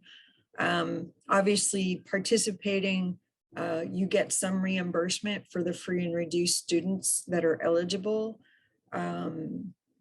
But the requirements that come along with that are being audited annually or on occasion by the state. There's a lot of programmatic requirements that we don't have to follow to the extent of the program requirements, but we do in ethical and basically moral principle of providing free and reduced lunches to the students in Kentfield. The nutritional requirements are very stringent. I can tell you from experience working in other districts that when the new requirements came in under the Obama administration, we lost a lot of participation because the kids just didn't like how the food tasted under the new requirements. So one of the benefits that Kentfield has is that you're able to provide meals that probably taste better. Sorry to say it, but it's probably true. And going to the comments made earlier by your PTA, they also provide, things like Jamba Juice that we wouldn't be able to provide under, National School Lunch Program guidelines. There's an absolute non-compete requirement. In other words, you wouldn't be able to do like your little ice cream sales or popsicle sales. I mean, those are completely out under the National School Lunch Program. So, so it's not, the National School Lunch Program also isn't included in this CONAP submission. It's a totally separate program. And if the district chose to at some point decide to get involved with the National School Lunch Program, there's a whole application process, and it could take anywhere from maybe 5 to 8 months to even begin to participate if you chose to. So anyway, I hope I've answered some of your questions with regard to the National School Lunch Program. That was very helpful. Thank you. You're welcome. All right. Any other questions? The only other thought I just wanted to clarify. So this is an application, Midge, and just for the sake of newer board members who may not have seen this process, what is the likelihood that we receive the funds that we're requesting? we will likely receive them. There's I just want to say, so usually it's, yeah. it's a slam dunk, and really this is more like a ratification process at this point, because we go online to actually apply for it and submit all the certifications. Right, So. right. Okay, no, I just wanted to clarify that. All right, so I think if everyone's ready to vote, all those in favor? Aye. Oppose? Motion carries. Okay, moving to the second item on our action agenda. Is there a motion to consider the approval of the unaudited actuals for the 2020-21 school year? So moved. Second. Discussion? Don't go away, Midge. I think that you are back up to provide a little more context about the unaudited actuals. Yes, so I'm going to share my screen again with my PowerPoint that I've done for this evening. And there we go. I'm going to share that. All right. All right, can you see this okay? Yeah. Yes. Good, good. Wow, I did something technical that works right now. Okay, so we've closed the books for 2021, and this becomes the basis for which the auditors review our financials for last year and evaluate whether or not the financial statements are presented in a fair and accurate way. So the auditors will be here in a couple of weeks, and we'll be providing them all the information based on these financial reports. And yeah, lots of fun. Okay. Okay, so I was trying to think of what sums up 2021, and I found this quote from a person who, I don't know, I guess he's pretty famous in doing the bar exercise program. And his idea is, if it doesn't challenge you, it doesn't change you. And I can't think of how to look at 2021 and wrapping it up. 2021 was a challenge, and it definitely did change us in so many ways, whether it was, teaching, learning, operations, and it did provide us with significant one-time money. Unfortunately, it was for a pandemic. And in some ways, I think, districts, I hate to say benefited from the funding, but in some ways we saved money because we weren't doing our usual operational things, and so the financials have turned out better than what we would expect in a normal year. So for our local control funding formula, 2021, as is 21-22, is a hold harmless year for all districts, meaning that all funding was based on average daily attendance from 2019-20.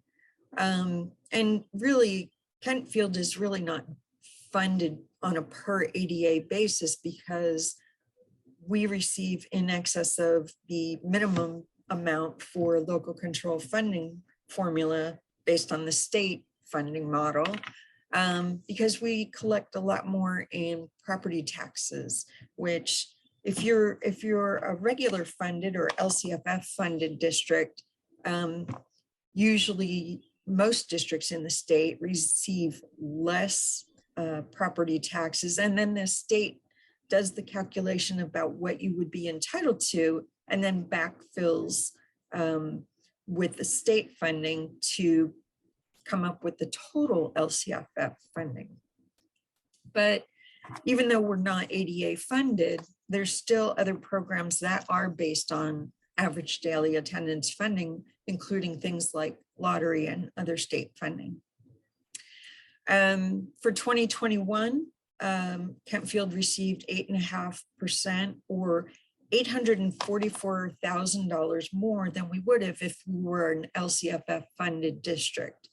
So you can see from this here, if we were LCFF funded, this is what we would have received from the state, $9.9 million. However, as a basic aid district, because we receive so much money in property taxes, we receive almost $10.9 million locally. So after we do transfer to any charters that have Kempfield School District children attending the charter, we did a transfer to Ross Valley Charter School of just under $96,000. And so our net amount for our LCFF revenues is just under $10.8 million.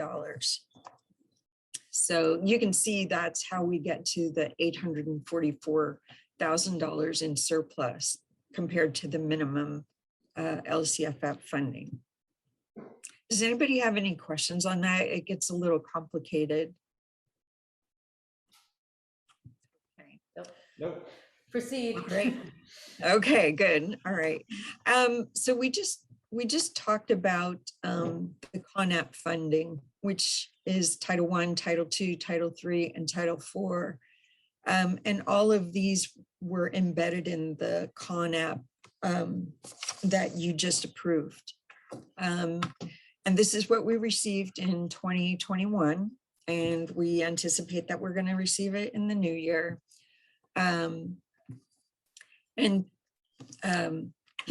The CONAP funding, as well as the special ed and the mental health dollars that we receive from the federal government, make up are about 38% of federal ongoing money in 2021.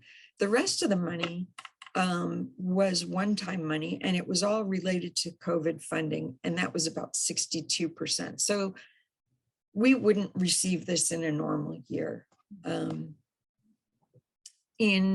Of the federal one-time COVID money that we received, we only spent about $91,000. And as you might recall from previous presentations, the COVID money, we have a number of years to spend it down, and we wouldn't really be able to spend that kind of money in 1 year, and especially in the short time frame that we received it. And so $339,000 of this money resides in the restricted ending fund balance that will carry forward into 21-22 and possibly 22-23. And I believe the latest that we can spend it is 23-24, but I think it will definitely be fully expended probably by the end of next year. The federal refund, the funds that we received in 2021 represent only 3.5% of our almost just under $19 million in 2021.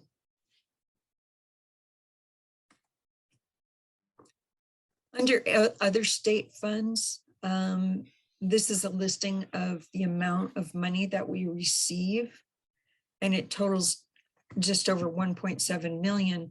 And this group up here that we receive is considered unrestricted money. The rest of it comes in as restricted, and so it's tied to specific ways that you can spend it. Mandated cost reimbursement is really for things that we have to do routinely that finally got put into a mandated cost block grant instead of having to submit reimbursement requests that we would never see the funding. So something is better than nothing, and waiting forever to get mandated cost reimbursement funds. So even though it's just under $37,000, again, we'll take what we can get on rather than waiting decades for reimbursement from the state when they decide to put funds toward that reimbursement. We received a small amount of money for the testing costs that were incurred. Unrestricted lottery. This came in a lot higher than we anticipated. I think we were expecting about $150 per ADA. And this is where the ADA component and tracking average daily attendance matters, because we're funded for lottery based on that. And so we received 193,000 rather than about 170,000. Restricted lottery, again, we were expecting to receive around $40 per ADA, and it came in a lot higher. We do get a portion of support for mental health, which really goes towards our counselors and psychs. And it's really a small amount compared to the actual costs of it. But we do get just under 21,000. We did receive a significant amount in COVID one-time funding from the state, $452,000. And we did spend a good majority of those funds. And I have a slide a little bit later that details how we spent that. The last component of the other state revenues that we get is really not real money that we receive, and it's not really an expense per se, but the state contributes on our behalf a portion of the STRS liability. And so we do a journal entry one time at the end of the year and recognize that the state is contributing to that overall liability of the STRS retirement fund. And for Kemp Field, that was just over $929,000. Again, it's a straight debit to the expense and a credit to the revenue, but we neither see the revenue nor do we transfer the expense. So income in total, we have just over $1.7 million. And again, that's higher than normal because of the one-time funding. The last component of our overall revenues that we recognize in buckets, so to speak, is our other local funds. And we already talked about the amount of support that we receive from the community in the way of parcel tax of $4.6 million. But we also receive a significant amount from the Kick Foundation of over $1 million. In addition to the $1 million that they provided to the district, they provided another $70,000 for the mini grants that they provide to staff. Special education, we receive $645,000, and that's allocated to us from the Marin County Office of Ed, in which the SELPA resides. And so they collect all the special ed money and then allocate it out to all the participating districts. Rental income, this is from facility use, and a large component of that is from the lease agreement that we have with Marin Enrichment that provides programs on our campus before and after school. Very valuable, very valuable partner in supporting our students and families in the community. The Kemp Field PTA, again, these are mini grants that come to us, and also for specific expenditures that they provide revenue as a backfill for us. The student body account, there was a change in the accounting rules, and the student body accounts used to reside in bank accounts. And so those accounts were closed and put into the general fund under a specific resource code. So going forward, any amounts that are collected will go into that account instead of being in an outside bank account. And then lastly, we just have miscellaneous rebates and refunds, and part of that can be from a STRS overpayment.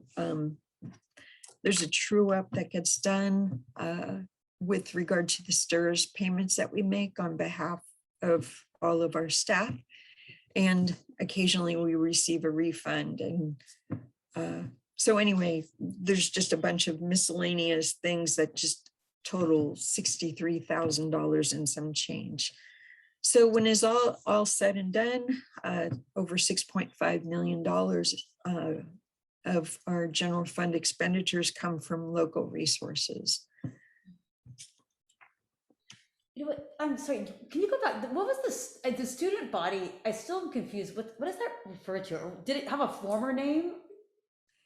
You know, obviously, being here on an interim basis and only for a short period of time, I don't have a whole lot of history, but student body accounts typically are done at a middle school and high school level.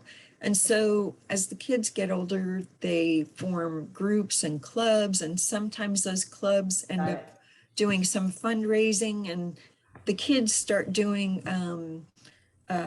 some decision making, basically. How do they want to spend those club monies that they've raised? You know, is it t-shirts? Is it, you know, something to support the kids at the school in the clubs? So this is a residual amount that basically resides in the general fund at this point. It's a small amount, but again, it kind of gets the kids going into like a, you know, civic duty kind of, I don't know, getting them to understand this is how, you know, they can organize and raise funds and support themselves in a way. A lot of times it's you know, for positive things like, I don't know, spirit type activities on the campuses and the like. Yeah, no, thank you. I just have never noticed that before in reporting, but it's good to know. And now the account's closed anyway, so it's going away. Yeah, so that's the residual that resides. Okay. So I wanted to talk with you a little bit about how we've spent some of these funds. Again, we talked about the parcel tax already, so you've already seen that component. And when I talk about specific buckets, each restricted dollars or unrestricted dollars come to us in what I like to call buckets, because it has its own balancing general ledger account that we have to manage and provide detailed reporting sometimes, for example, on the federal funds that we just talked about a little bit ago. COVID funds, for example, are another bucket of funds that we're required to do some specific reporting on and have specific ways that we can spend the money. So this is an overall summary of how we spent the $544,000 basically for COVID relief. A lot of it was spent on certificated salaries and benefits, and I believe that was related to, you know, transitioning to, you know, how do our staff work with students and provide quality education in this pandemic situation. So I think a lot of the funds were spent to give the teachers extra time to manage all of that. Some of it was classified salaries and benefits to provide additional support and yard duty, for example, and training. A lot of what we spent was on materials and supplies, mainly HVAC, filtering systems, and also PPE, personal protective equipment and the like. So that was the bulk of what we spent it on, and cleaning supplies. A little bit of staff development for learning how to deal with all of this, and then just a couple of miscellaneous items that didn't fit into any of the other major buckets. The Education Protection Act, the EPA funds. When we adopted the 21-22 budget, you might remember that we brought to you a resolution that we would only spend the Education Protection Act monies on certificated staff and benefits. So this is just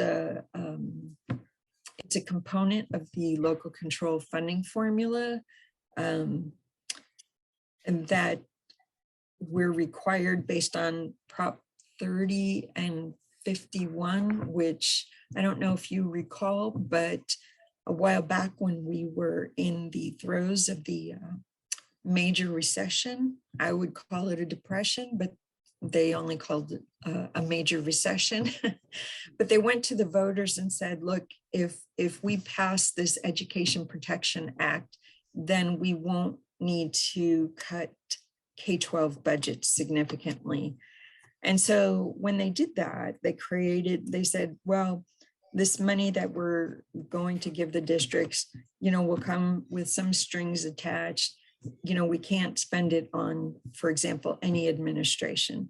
So this is a perfunctory requirement that we report out that this is exactly how we spent the money. It was only on certificated classroom teachers and their benefits, and not administration. So with that component is just a total perfunctory report out.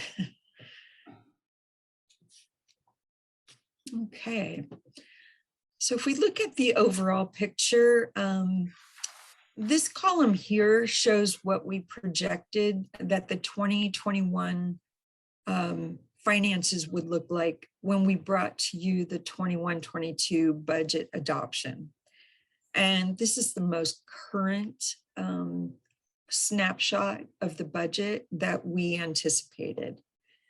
And we anticipated at that time that we would have an excess of revenues over expenditures of about $248,000.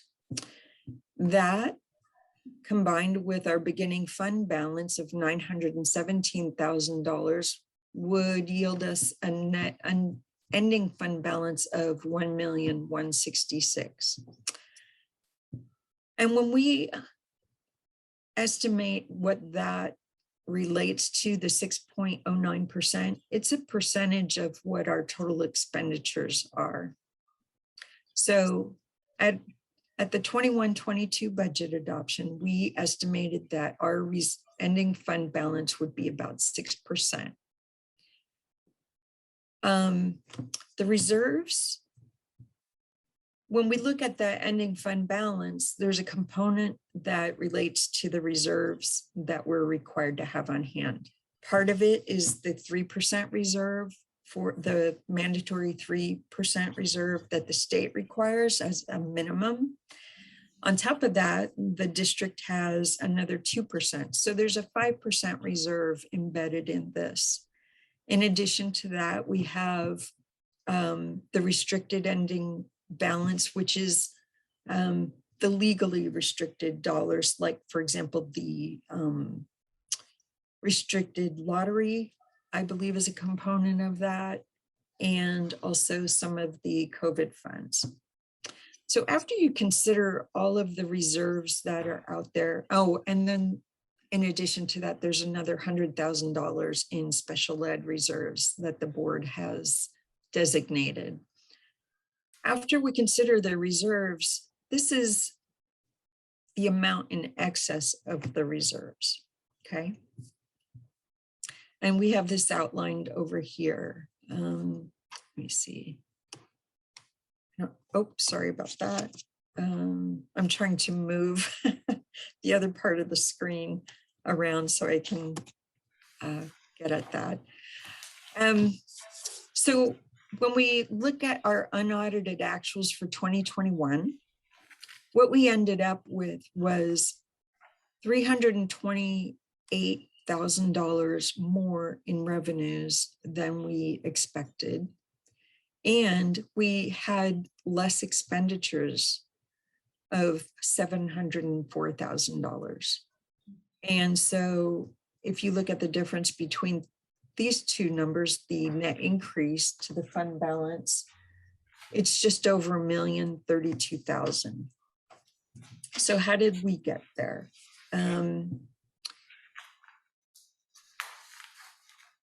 Let's see here. I'm sorry, I got distracted.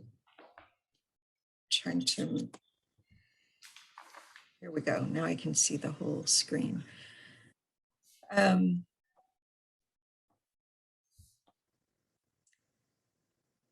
go to the next. Oops.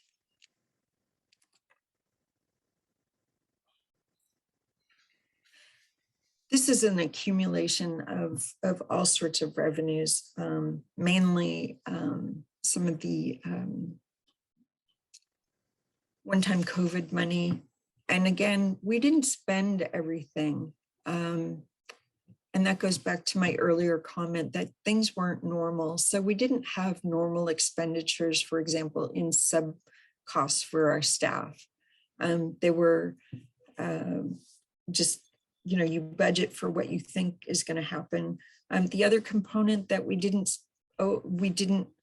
fully expend in our budget was special ed. That changed, the COVID pandemic changed a lot of how we operated special ed, and we didn't have the full experience of the excess costs of the Marin County Office of Education programs and also the Marin Pupil Transportation Association. We didn't have the full costs hit us last year. This year, we could see this swing back the other way and we could see more expenses. And it's really hard to guess how that's going to play out this year. So we may win this year, but this year we may end up having more expenses than normal just because kids are getting back and we're addressing the learning loss. So we may experience more expenses in that in 21-22. Down here is a breakdown of the reserve. And when I talked about the restricted ending fund balance, that again is embedded in this line. And this is a breakout of all those amounts. I know it's a lot to take in and it gets really complicated. So if you have any questions, please feel free to ask.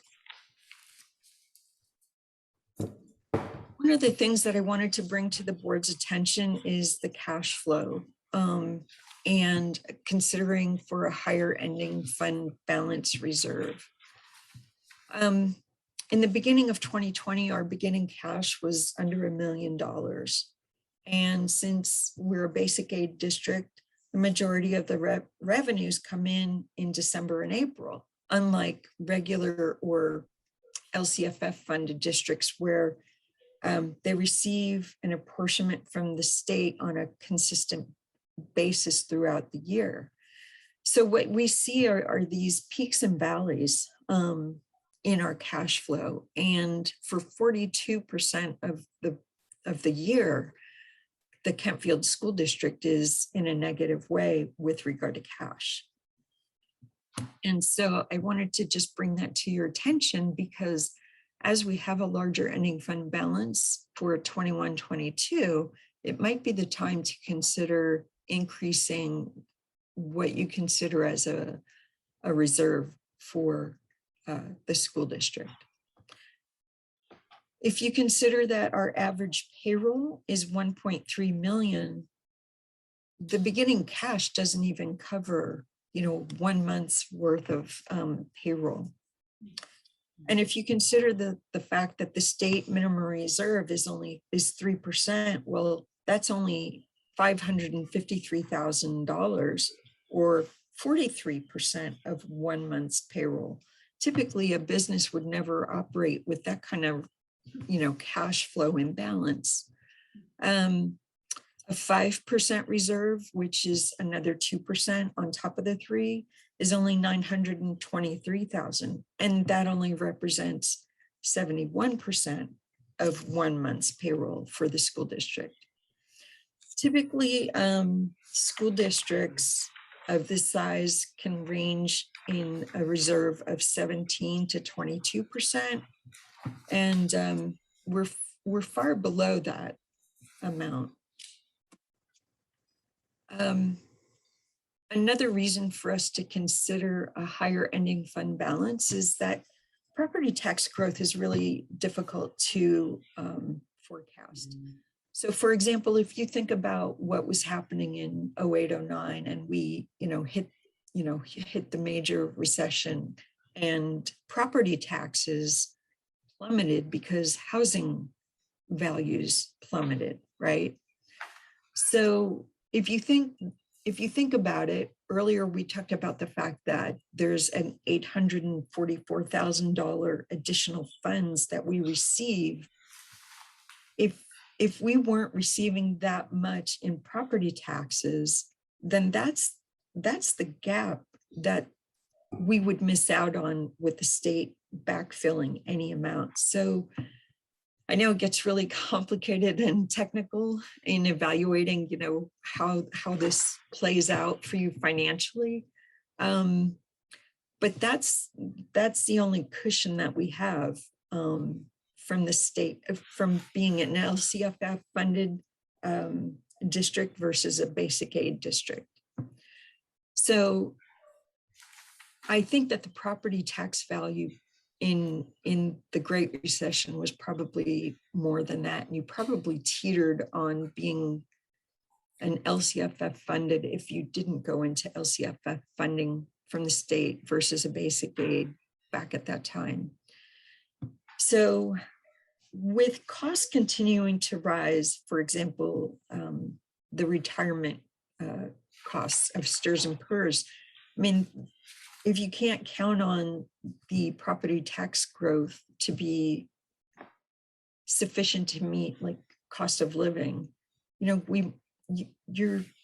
don't have a very great cushion in place if you have an emergency or property taxes don't come in to the extent that we are used to. Sorry. So this is a chart showing what our cash flow looks like. This was our beginning cash on July 1st. And then as you could see, we have a relatively small payroll in July because it's only the 12-month staff that is paid in July. But then starting in August, when we have that $1.3 million of payroll hitting each month, what you see is by the time November comes, we're in a negative cash position by over $4.4 million. And then in December, we get our first influx of our property taxes and our cash balance rebounds to just under 2.2 million. And again, it goes down and down. And then again, in April, we get that next bump from property taxes and we bounce back up. And it's not only property taxes, but again, remember the parcel taxes it's the LCFF funded portion, but it's also our parcel tax that make up what we receive in December and April. So then again, we're back to, paying out payroll. And then here we are in June of 2021. And this was our ending cash balance at the end of the school year. So luckily, I mean, we have a county treasurer that we do the tax anticipation note agreement with them. And so instead of having to go out and borrow money so that we aren't in a negative cash position in November of a negative $4.4 million, the county treasurer backfills us, but they also charge us for that loan essentially. They're essentially loaning us money until we get our property and parcel tax monies in December and April.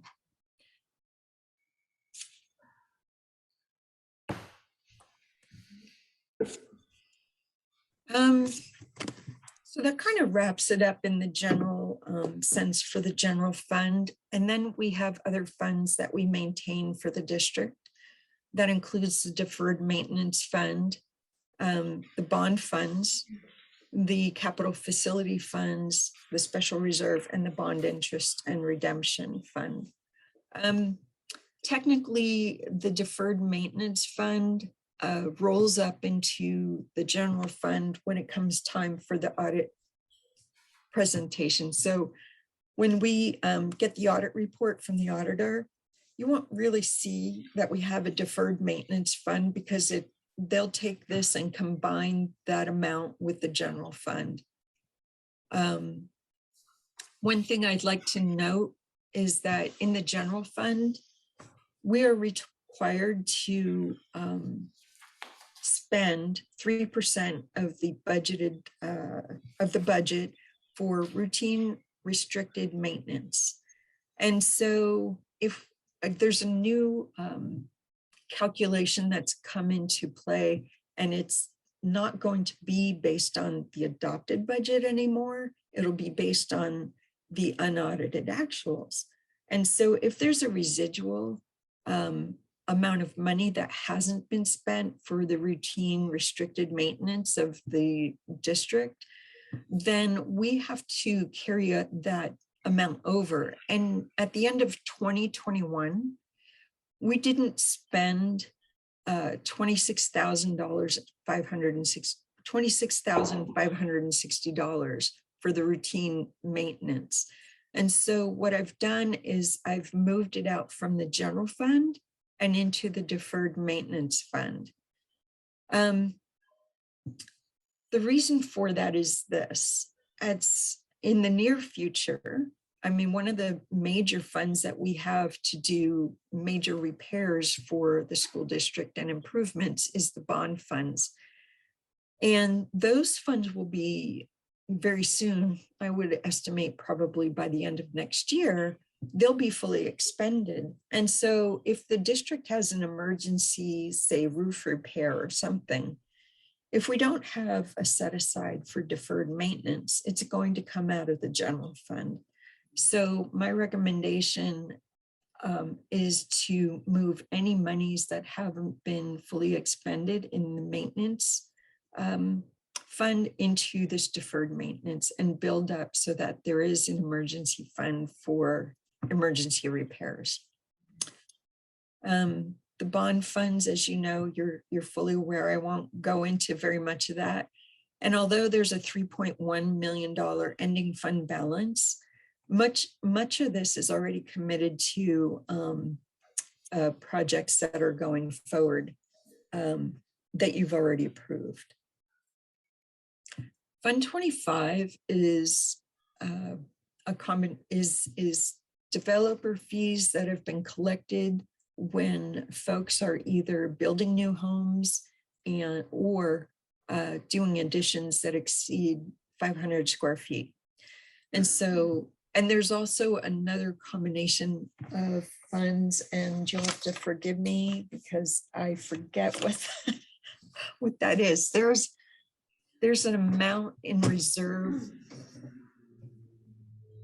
of, I think, $100 and some thousand that's been put aside that is enveloped in this Fund 25.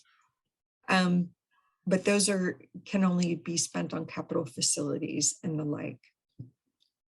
So that ending fund balance was $163,000. The Fund 40 special reserve, I believe there was a lawsuit settlement in which these funds are reserved for capital facility improvements. And I believe it's related to the Kentfield multi-purpose room or gym that they can be spent on. No, And I'm sorry, what, did you have a question? no, it's okay. It is from the settlement of a lawsuit, but it's not related to the multipurpose room, but that's okay. Okay, sorry, sorry about that.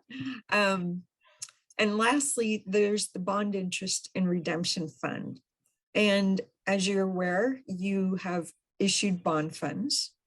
And the bond interest and redemption fund is a fund that we really don't have a whole lot of control over, and we only report out about the ending fund balance of that at the unaudited actuals.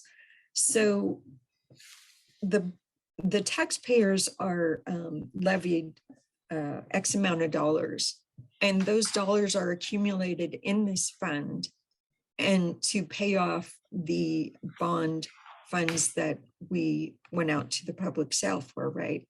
So we neither collect them nor do we disperse them. It's all managed by the county treasurer. But we do report out the net amount that resides in the fund for future payoff of the bond debt.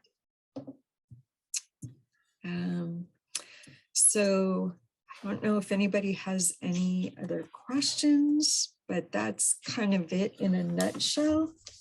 And I'm looking to see if I have any other notes that I wanted to address. Well, I think that's about it. Great, thank you, Midge. Any questions? I have a question. Midge, you suggested that perhaps we should look to increase our reserve. Do you mean to increase the board authorized 2% to make a formal change to that? Yeah, I don't, you can't really take action at this meeting, but it is something for you to consider. One of the things is that you have a one-time, the big amount of increase in the fund balance is really one-time monies. And so typically you don't want to get into a place of spending it, for example, on ongoing expenses. This might be the time for the board to consider, our reserve, and given our cash flows scenario, that reserve is really too low when you look at our cash flow situation. Maybe the board might want to consider increasing the reserve to a higher level, like 10 or 15 or maybe 20%, and gradually increase the reserve amount as the one-time, unexpended funds for, the end of the prior fiscal year. Maybe you put that in reserve and build up your cash fund. Yeah, no, to piggyback on that, David, I am in agreement. I think that's a very interesting idea. And I know this is not the time to discuss that to happen, but I do think that's something that we as a board may want to consider. And I also think it's something that the finance committee perhaps could start there and get a recommendation as part of kind of a larger discussion, which I know is something we've talked about in the past. And last year, I feel like we didn't have the opportunity to do that, is to look at sort of longer term financial planning of the district. And maybe that's part of that. But thank you for bringing that up. And I think that the one graph you showed that showed the cash flow was extremely interesting to see on a month by month basis. But I don't know. I mean, I think, again, this is not the time to discuss the merits of this, but it could be something that we could bring up perhaps in the finance committee if members are in agreement. Yeah, we do have a meeting scheduled either at the very end of this month or the first early October with the finance committee. So I think to highlight some of these points will be important to do. I have a question. Yeah. So Midge, you were talking about like emergencies and things like that. So let's say, a roofing situation. Can building emergencies, would we be able to draw upon the funds from your slide 11, other funds? So because I'm hearing on the one side about increasing, considering, bringing to discussion for future meeting spaces, this idea of the reserve, and one rationale for that being like about emergencies, but then I'm also seeing on slide 11, all of these funds, like, are these funds able to be accessed for building emergencies, because they all seem to me to be building related. Yeah, you could definitely do that. I don't know a lot of the history regarding why the funds reside in the special reserve for capital facilities. But you're right, you do have $1 million there that you could dip into if you had a facility or other district. Well, actually, no, facility emergency, because again, the label of the capital facilities is specific to that.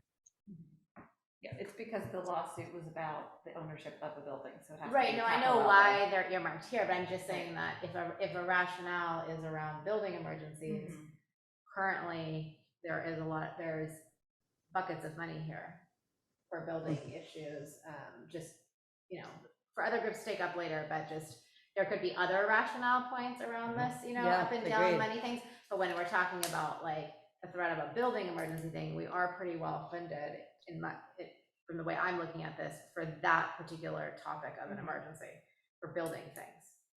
Right, yeah, as we've been doing improvements, we've purposefully left Yeah. that account Yeah. intact and Exactly. tried to draw down on the bond funds. Right. And I've been loud about leaving that Yeah. account alone so that we have that for the Right, but I emergencies. thought that's how we were also balancing our rationale of not having such a huge reserve, because we were also looking at the building side of it and seeing sort of what the funds were here, but we can table this for another time. I I think we really should appreciate go. all the information and perspective. Yeah, no, this was really useful, So Midge. helpful. So if there are no other questions, comments, I think we can vote. And remember, just to, remember, we are voting on the approval of the unaudited actuals that Midge presented so well. And thank you again for the report as well that was attached to the agenda. So that said, all those in favor? Aye. Oppose? Motion carries. Thank you again, Thank you, Midge. Midge. Very helpful. Really, really You're helpful. welcome. Okay. Before we go to that Yeah. next one, Heather, just the reminder on time. So just, I think one of the things we talked about as a committee, as the board and myself, superintendent, wanting to try to keep us as best to time as possible. So I know we have a couple more here, but just to put that out there. Yeah. We're running over a little bit. at this point. No, agreed. Okay, moving into the next one, which is in the action agenda. Is there a motion to consider the approval of resolution 2021-22, number 1, adopting the GAN limit? So moved. Second. Discussion? The GAN limit is just a perfunctory Right. calculation. And it's based on 1978, 79 spending. And there was a proposition passed in order to keep spending within inflationary and within inflationary spending. So they didn't want public agencies to overspend when there were amounts. I'm sorry. No, don't I worry. feel like Midge. I've got marbles in my brain. Anyway, they wanted to keep spending in check, and this was one way to do it. It's really become a perfunctory thing. If you go over your spending limit above the inflation factor, they simply approve it. So this is really just a perfunctory calculation. Great. And then we have that background too, which was very helpful. Thank you for that. Any questions from board members? Okay, all those in favor? Aye. Oppose? Motion carries. Okay, moving into the last item on the action. Oh, no, sorry, there's a few more items. We're into the human resources side of it though. Is there a motion to consider the approval of the adjusted certificated substitute teacher rate of pay? So moved. Second. Discussion. And again, I'm going to pass this one over to Raquel. We have a report that we can refer to as well. Yeah, so what's listed in the report is all of our local districts and the rates in which they're paying right now. And this is based on what we think we know. They might be adjusted. I know I did interact with a colleague just this week, was asking what our rate was because they were looking at increasing due to one of the local districts increasing up to $200 a day, which is pretty significant. Right. If you recall, I want to say it was January of last school year, I brought this forward as something to consider. We were right there in between with everybody else. It ranges from as low as 135 up to 200 at this point. But the reality is, we're having a really tough time finding substitutes, and the substitutes are telling us, you're not competitive, right? So what's happening is, one, classes are disrupted. You know, teachers are, if it's at KIT, it's a little different because they're in periods and sections, but we're having to repurpose staff, and then that means whatever service they were to provide that day gets impacted. Our administrators are significantly impacted by it. If we have teachers on special assignment, intervention teachers, et cetera, then kids don't get their intervention. So, so I think it's really important that we're proactive and get ourselves more competitive to secure substitutes for our staff when they need to be wet. And just to confirm, the recommendation you have from staff is? $190 a day. Okay. And with the $80 for a half day, and then after 20 days, go to step 1, column 1, which is about approximately $315 daily rate. It just felt. Sorry, after how much time? 20 days. In looking at all of them, it felt like it was definitely on the higher end, but I do see that's where my colleagues are going to go within the county. Yeah, I mean, I was a little surprised. I think 190 is high. I mean, there's only one district on here at 200, and almost everyone else is at 150 and 160. And I fully support us being above that range to put us closer to the top. It's probably not enough dollars necessarily to talk about a lot, but I mean, I would have expected us to go to 175 or 180 and not 190. That's just my, Yeah. so. And I went back and forth thinking about what was the right number. Larkspur Corte Madera is also at 180 right now. And as I mentioned, I think with having one of our districts go all the way up to 200, I didn't believe it when it was first told to me. And so knowing that our other districts are going to try to get that competitive, I can see people ranging between the 180 to 200 range is where it's going to kind of shake out in this time of year. So that's why I'm saying if we just kind of land in between there somewhere at that 190, that's why I recommend that amount. Okay. Any other comments? I think your point's a good one. This is probably where we're headed anyway, so we could get there in 2 steps or 1 step. Yeah, I tend to agree as well. And I also know this was vetted by our administrative team and the ones that are really on the front lines of trying to get these substitutes. And I think given the situation we're in, as the pandemic evolves, we may be seeing a lot more kind of fluctuation in the winter. It seems like a wise place to go. So I'm definitely in favor. I have a question. Can you like remind me how the substitute pool, like how it works in our district? And so if it's people that like just kind of what the process is? Yeah, so people have to register with the county office. It's the first county office, First okay. county office, you get a substitute permit. Okay. And then from there, you get to identify what districts you want to sign Okay. up for so that you would get called. Okay. And so then our staff have the list of Okay. people that have preferred Kentfield.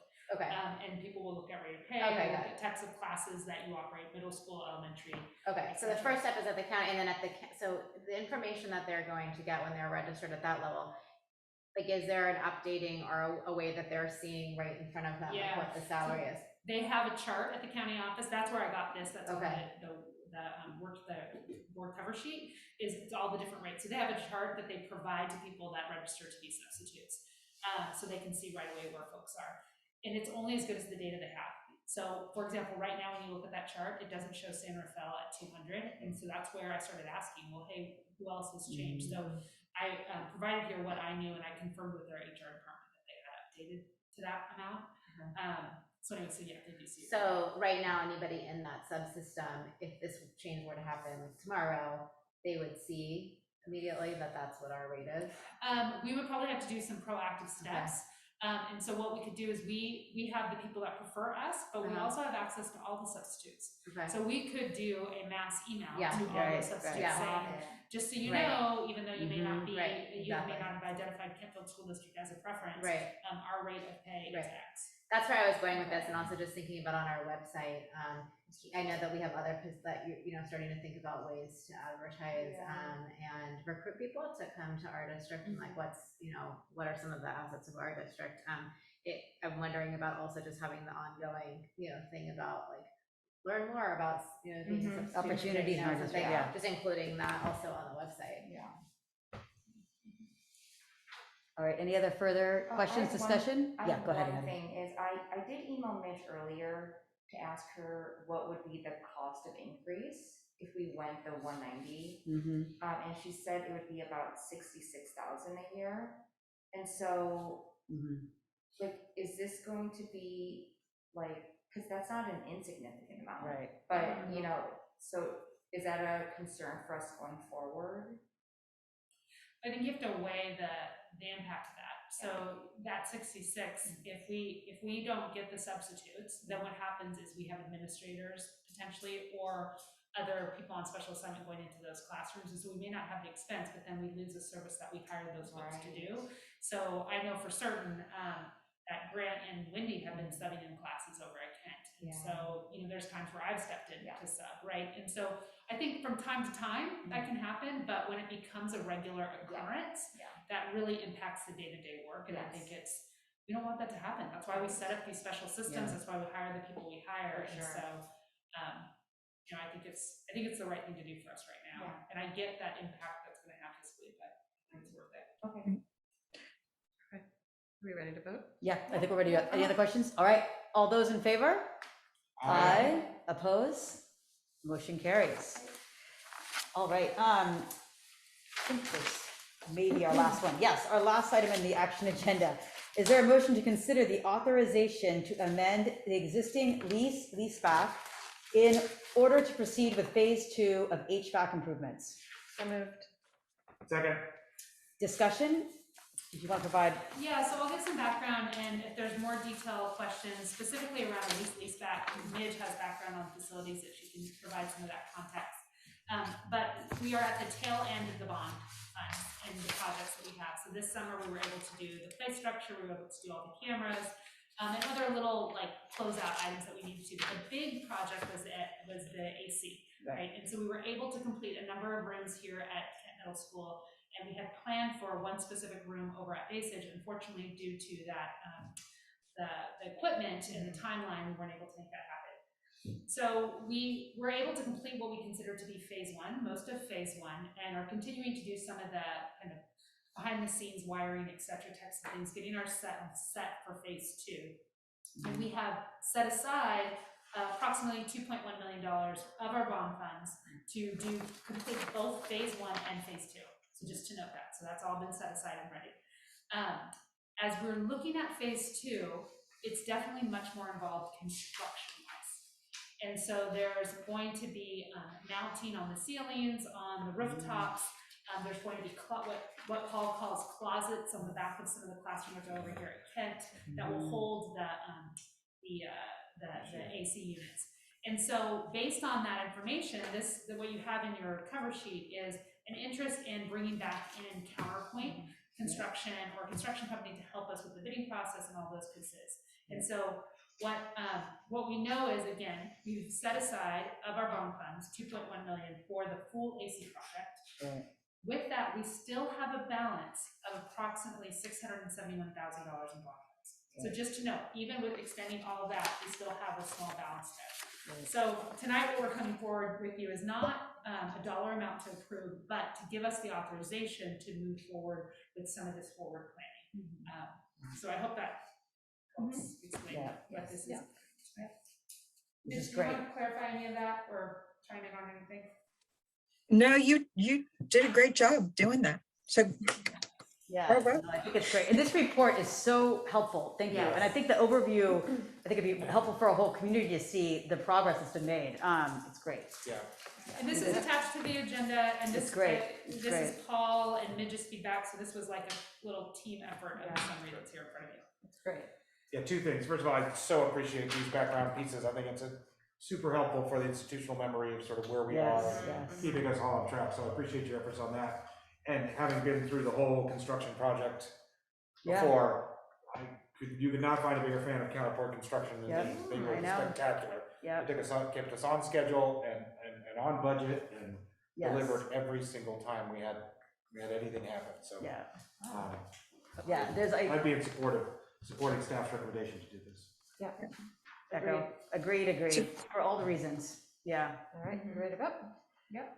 Anyone else? Okay, all those in favor? Aye. Oppose? Motion carries. All right, thank you, Midge, again, for all of your support for all the, during the meeting. All right, with that, we are going into governance, board meeting highlights.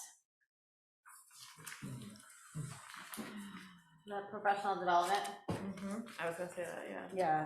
You know, one thing that stood out to me, and this may be what you're pointing to, is this including classified and professional development. And Yeah, it really, was the nice. fact that it came up, you know, we've seen efforts on this front by KIC, by PTA, by the I know, PTA celebrating yes. it, GESPA celebrating it, the administration, the staff Yeah. bringing it up. Yeah. I think we just need to put that front and center. We're putting our money where our mouth is on this, Yeah. on doing what our community has asked us to do and doing it as a whole district. I think that really stood out to me. Yeah. The community focus, you're right. And I think all the back to school updates, but it's hard to summarize all of it, but there was so much exciting information shared. And I don't know exactly, I mean, that might be something that you sort of creatively come up with, but just the energy behind it and the intentionality and all of that, I think excellent updates. So I don't, yeah, again. It's another opportunity to celebrate our staff and how Yes. great they've been working in service of students, right? And I don't know if we want to use this as a highlight because 400,000 of it is restricted funds and we may see a swing the other way, but we actually are at a reserve. At a right double-digit now. reserve, I know. I Double hate to jinx digits, which myself, is what I think know. a number of us have wanted I us to know. be above 10 for a long time. And so understanding that part of it's restricted, that's still. Yeah, it's a good big spot. But it's a shout out to Midge as well as the rest of the administrative staff for doing a great job on the financial side during a very complicated year. So Yeah. I think we get a chance to celebrate professional development, the sense of a two campus community and a sort of united community. Yeah. And doing a good job on the fiscal side. Yeah, those are three, I think, really strong. I don't think there's anything else, right? I mean, I guess, I'm sorry, the one last thing, it's always nice to highlight the recognition of new and the newly new staff. tenured staff. Yeah. Yeah, just to make sure their names and, you know. And all of the presentations will be attached to Great. the highlights. So Great. Midge's great presentation on the unaudited actuals will be there. Great. And, so we can have all that. Great, all right. Okay, moving forward. The only other, sorry, it's the font size. Okay, future agenda items. Any future agenda items that we picked up throughout the meeting? Only possibly the reserve. I know, that's what I said too, and I hate to call that. Go to finance first. That's what I was gonna say, that, so it's not a board agenda item for ours, but I definitely think that would be, you know, and I deferred again, you guys are the committee members that are on that, but it seems like it would be a nice thing to sort of swing back and hear what the feedback is from finance about. I looked in our permanent dates, our board finance committee meeting is not until the 19th. Of October? Of October. Oh, wow, That's that's after our late, meeting? Yeah, okay. so it'll be after our meeting. Anyways, that's what we have on the schedule right now. So we Okay. could potentially move that earlier if we want to have that conversation with them and just get some guidance or feedback. Right. That's what we have on the calendar. And do we have community member interest in our various committees? I mean, have we sort of put that out and we have people who've said they want to join those committees? Yeah. 'Cause I feel Yeah, like so we did do in the board letter, we did a Yeah. solicitation. I did in the newsletter as well. And then it's something that we're continuing to ask folks, and we did get some new people. And last year, as we closed out the year, we asked folks to say if they wanted to continue. So I have people that are continuing from prior year and Got a it. couple of new folks. Okay. Yeah, great. that have already attended meetings, which I think is great. But we could probably do another, I know it's Yeah. still in our notes, but you're right. And I also, we definitely we're gonna make a push too to get more teachers involved as well in the committees, you know, hopefully this year, which will be a great addition. Any other Gonna future look back agendas? to- I know that we didn't cover any of the data tonight. Yes, that's Is that future. just pushed already? to Yeah, the- and I Yeah. have that on my list as a data report to follow up, and that Yeah. was mainly just with the situations that we've been dealing with the last couple weeks. Yeah. But it'll build off of what you heard tonight, right? So we talked about that urgency and some of that work that staff did, so connecting it with the data. We'll also have our first showcase. That's what I was looking up as well. I had it written up. It's library and, well, unless things have changed in Yeah, we terms do of have like, a calendar, so I don't have that with me, but it's Yeah. different from that one, Heather. oh, it's different this one? Okay, yeah, whatever it is, this is so dated, but I think, yeah, but that's nice to know, those will start back up again. And it was intentional that they didn't happen in September, so it wasn't like it was. And we'll know, tonight there is that election that we haven't Yeah. mentioned, but. We'll know we'll know initial shortly results, The yeah. initial results of that, and know if there's any change to the executive order of the Brown Act virtual option, so we can figure out exactly what will happen for the October meeting. Yeah. If we anticipate having it all in person, and such. So the showcase may be in person. Yeah, that'd be great. So no other future agenda items. There will be things that come up, I know, in the next few weeks. All right, so reports. Annie, I'm going to start with you. We'll go bottom up. I know all of us have been starting to attend committee meetings. The interesting thing I was just noting, we have our reports from all the grade levels, but I think given where we are in terms of volunteers or people in the classrooms, I don't think there's opportunities yet for us to be on campus, or I don't know if that's something that can start to happen. I don't know if, Yeah, we're not having stuff in classrooms. We're having more like community kind of. So for example, volunteering in the library. Right. But that will be here before we know it. It may very well Okay. be a transition in October. Okay, so our reports will, I think, come to, I don't think anyone's heard from anyone yet. No. Yeah, I think that's just a given, the nature of where we are in this. Okay, so Annie, we'll start up and then go back up. So Sure. committees and events. So I attended the communications meeting earlier this. Yes, I know. Last week, sorry. it was September last 8th, I week, know, yeah. it is. And so I thought that was a great meeting. There's like lots of positive feedback about back to school nights on both campuses. Like small suggestions of what site administrators can do for new families, just to make sure that everyone's on the same page for when their children begin school. I don't know, Heather, if you, because I had to leave the meeting early, so I know, I was didn't trying to know the last part. No, I think the new family processes, I think were just, and then I think we spent some time at the end looking at the newsletter enhancements and talking about just other ways to highlight, new stuff, sort of putting back the joy, and then even including kind of with like a wellness, because that's such a front and center topic, I think, for all of us, of how we incorporate that more with actually hearing from the counselors directly. We even talked about sports and possibly videos, things like that. But I think the overwhelming, you caught the main points, which was so much positivity about back to school. So that was nice. And then the only other thing is Friday, Saturday, I think David and I are going to be attending 2 trainings. One's on student learning and the other is policy. Right. So Friday, Great. Saturday. The governance. So Great. 2 governance workshops. Great. Yeah. Yeah, so that's Can't all I wait to have. hear about those. Yeah. All right, Davina, I think we're all sitting exactly in the right order. Safety joined that with Heather, and we had some great updates from Nurse Laurel, and then we also had representation, just wide representation, and Wendy did a great job leading that meeting. We talked, part of the meeting was still around all COVID procedures and updates and the testing pilot and how all of that works and the modified quarantine. But then the other half of the meeting was really getting back to, regular emergency preparedness, with representation from the fire department around how we're, just thinking through like getting back to all the drills that we need to do, and thinking about, what percentage of staff has been trained in the AEDs and CPR and all of that, and plans around that. So it felt good to also be turning a corner and moving back to also just general school safety. Anything to add to the safety one? No, that was great. I echo the feedback about Wendy too. Did such a great job, and I think that's a nice model to see that we can, disperse leadership in terms of leading the meetings. And I always come out of those meetings like the words like reassurance. Like we have so many. When you hear it from not just a staff member, but from a member of the Kempfield Fire Department saying that you guys always have it together. It's just this very kind of confidence with our district. It's very reassuring, and I agree with Davina. It's also nice to sort of get back to the traditional topics of safety committee. Yeah. So there was that, and then also Heather and I were on DLEC, and Annie attended that as well. And that meeting focused a lot on, there was representation from school foodies, and so there was a chance for families to interact directly with our vendor and both hear feedback and make sure that they were properly signed up, and then a chance to understand more about kind of the budget with monies allocated for English learners, and then there was some kind of feedback around like beginning of school operations, and some parents had some great ideas around tightening up some different systems that were in place, and we were gearing up for this other event that's coming up around the family resource night, and making sure that everyone's aware of that.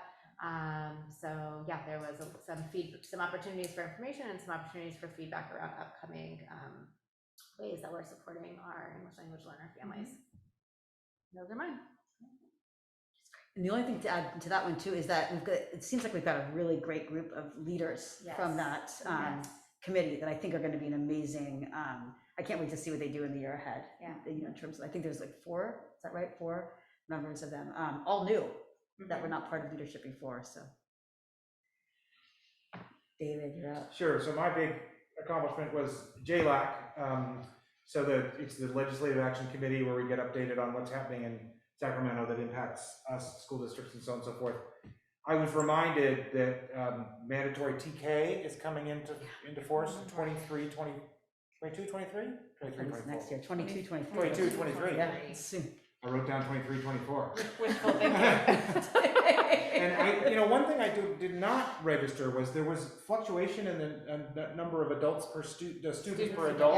Yeah. I don't know where that landed. Is that finalized? I It's don't either know. 10 or 12. 10 or 12. So I thought it was as low as 10, which is very difficult to manage. The way I thought I understood it, David, is that it's required in fall of 23, but you could begin pilots in fall of 22. Oh, okay. That's the way I thought I understood it. Okay. I wanted to go back and double that's check. good. I Okay. can talk with Midge about that because she's been tracking it as well. Because that's where the grants come into play, that you can Right. apply for a planning grant to try to do something Right. earlier Yeah. to implement, right? There was So- quite a lot of talk about that. And then there's some stuff about school start time, but that doesn't impact us because we start after their designated times anyway, 8 and 8:30. Okay, yeah, that's been, been Yeah. a big That's topic. for a long especially time, for- yes. Yeah. Especially high school. That's it. Yeah. The big topics of ongoing question and asking for advocacy was questions on implementing the same employment requirement calendar for certificated and for classified as certificated. And there was a lot of talk about not having proper budget information in time and sort of having the difficulties that imposes. There was quite a lot of discussion about that. And then the other topic is something that I hadn't really thought that much about was independent study options for short-term quarantine people, Yes. right? If Yeah. kids go out for a limited amount of time, Yeah, yes. it's pretty much a packet of papers or whatever to do it. And a lot of people were very concerned about this, and if it drifts beyond 2 weeks, then are we really meeting the needs of that student, and so on and so forth. I heard as we were talking about that in our district that some teachers had pre-recorded lessons or videos that they made last year that they were able to purpose into this year. So people were being creative about how to do it. I hadn't heard that I haven't heard that tension about that independent study, that aspect of independent study being a tension here, but it was for a lot of the districts that were represented. Yeah. It is something on the list for our next conversation with KT that I wrote down to just bring up and try to problem solve and think through before we have get in an influx of concerns that might come forward. Because right now we do have a protocol that we're following, and the teachers would have a specific amount of time in which they would be able to provide the parents with quarantine information for their child. Because we haven't had like an influx of cases, we have had some. Yep.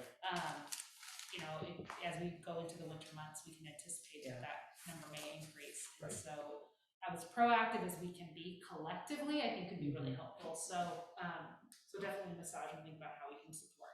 So the kids get what they need when they need it. Yeah, of course. And that was it. That was mine. Great. Big highlight. Thanks, David. Sarah. Let's see, I haven't had any committee meetings per se.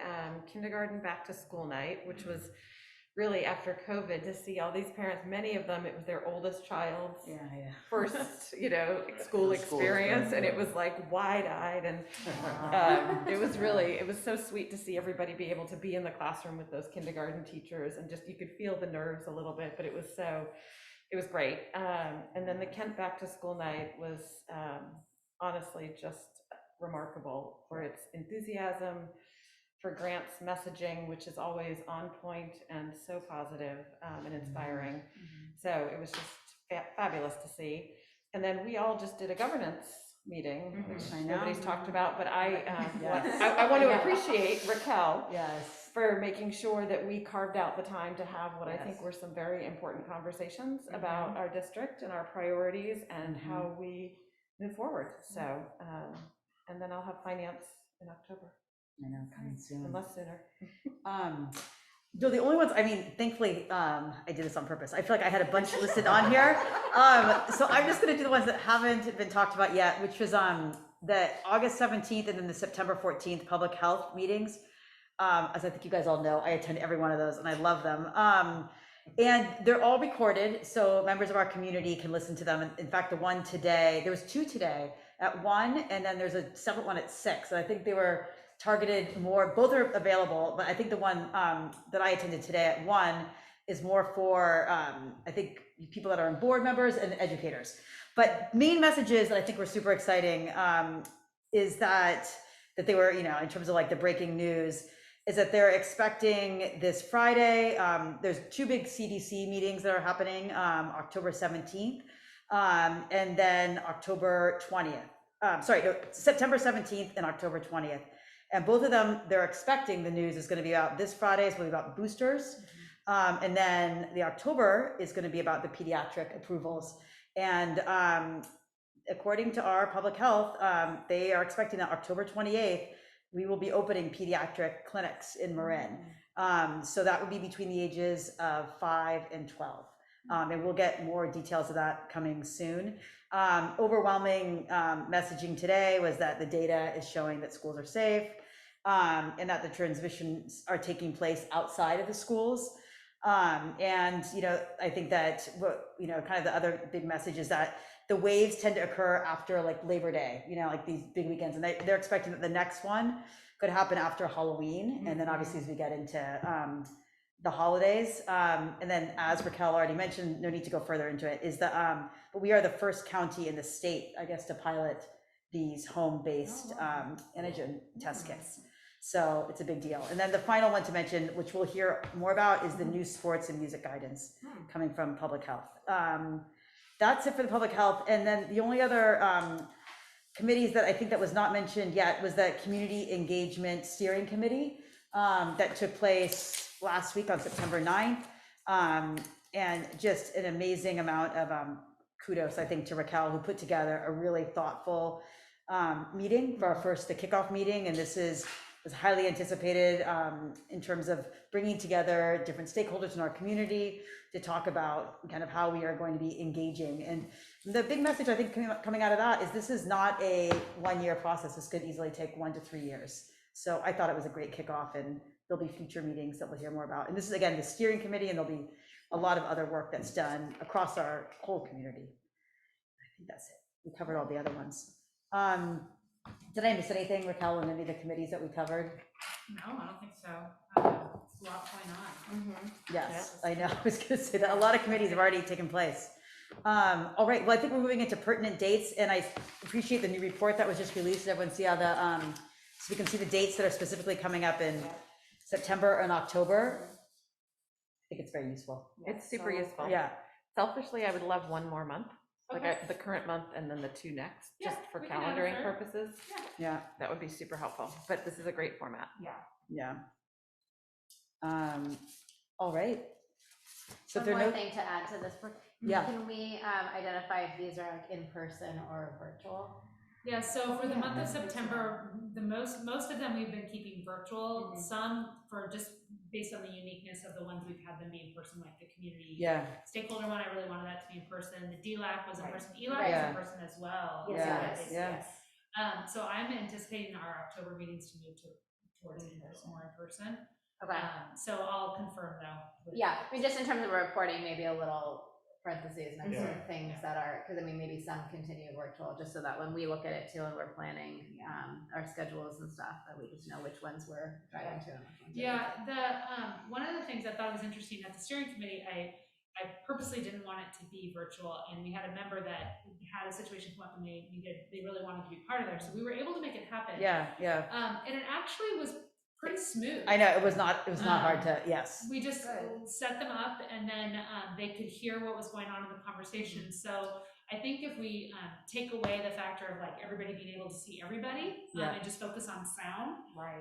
it makes it a lot smoother. And then it doesn't put, whoever the facilitator is, it doesn't kind of put more pressure on them, Right. being sure that whoever's in the Right. Zoom. Yeah. So, Right. so I was at that test case, Yeah. actually was good. pretty positive. Yeah. Yeah. All right, well, I think then we are moving into debriefing on the meeting and norms. David, since you read the governance Good. team I norms, can remind myself. do you have any comments, glows and grows? Let's see. I think throughout all the presentations, we heard of putting students first. I think we heard that from all of the stakeholders, which is great. I think still just enjoying the governance focus that we had in meeting with Raquel. I think we're doing well on the governance team, sort of working together stuff. It was. I think we did a good job. I think that we got a lot into a certain amount of time. I appreciated the amount of time that we spent on finance. I know that that's one of the biggest finance reviews that we get all year. Yeah. And I think that that's an important thing to remember, that that's a huge part of our job and responsibility. And I think it seems long and deep and dense, but I think we need to make sure that remains a priority. In terms of things we could do better,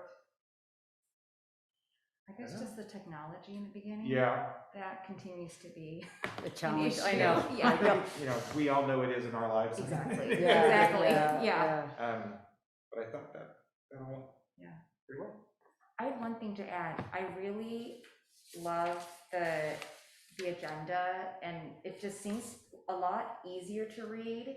Like the rationale, the what else was there?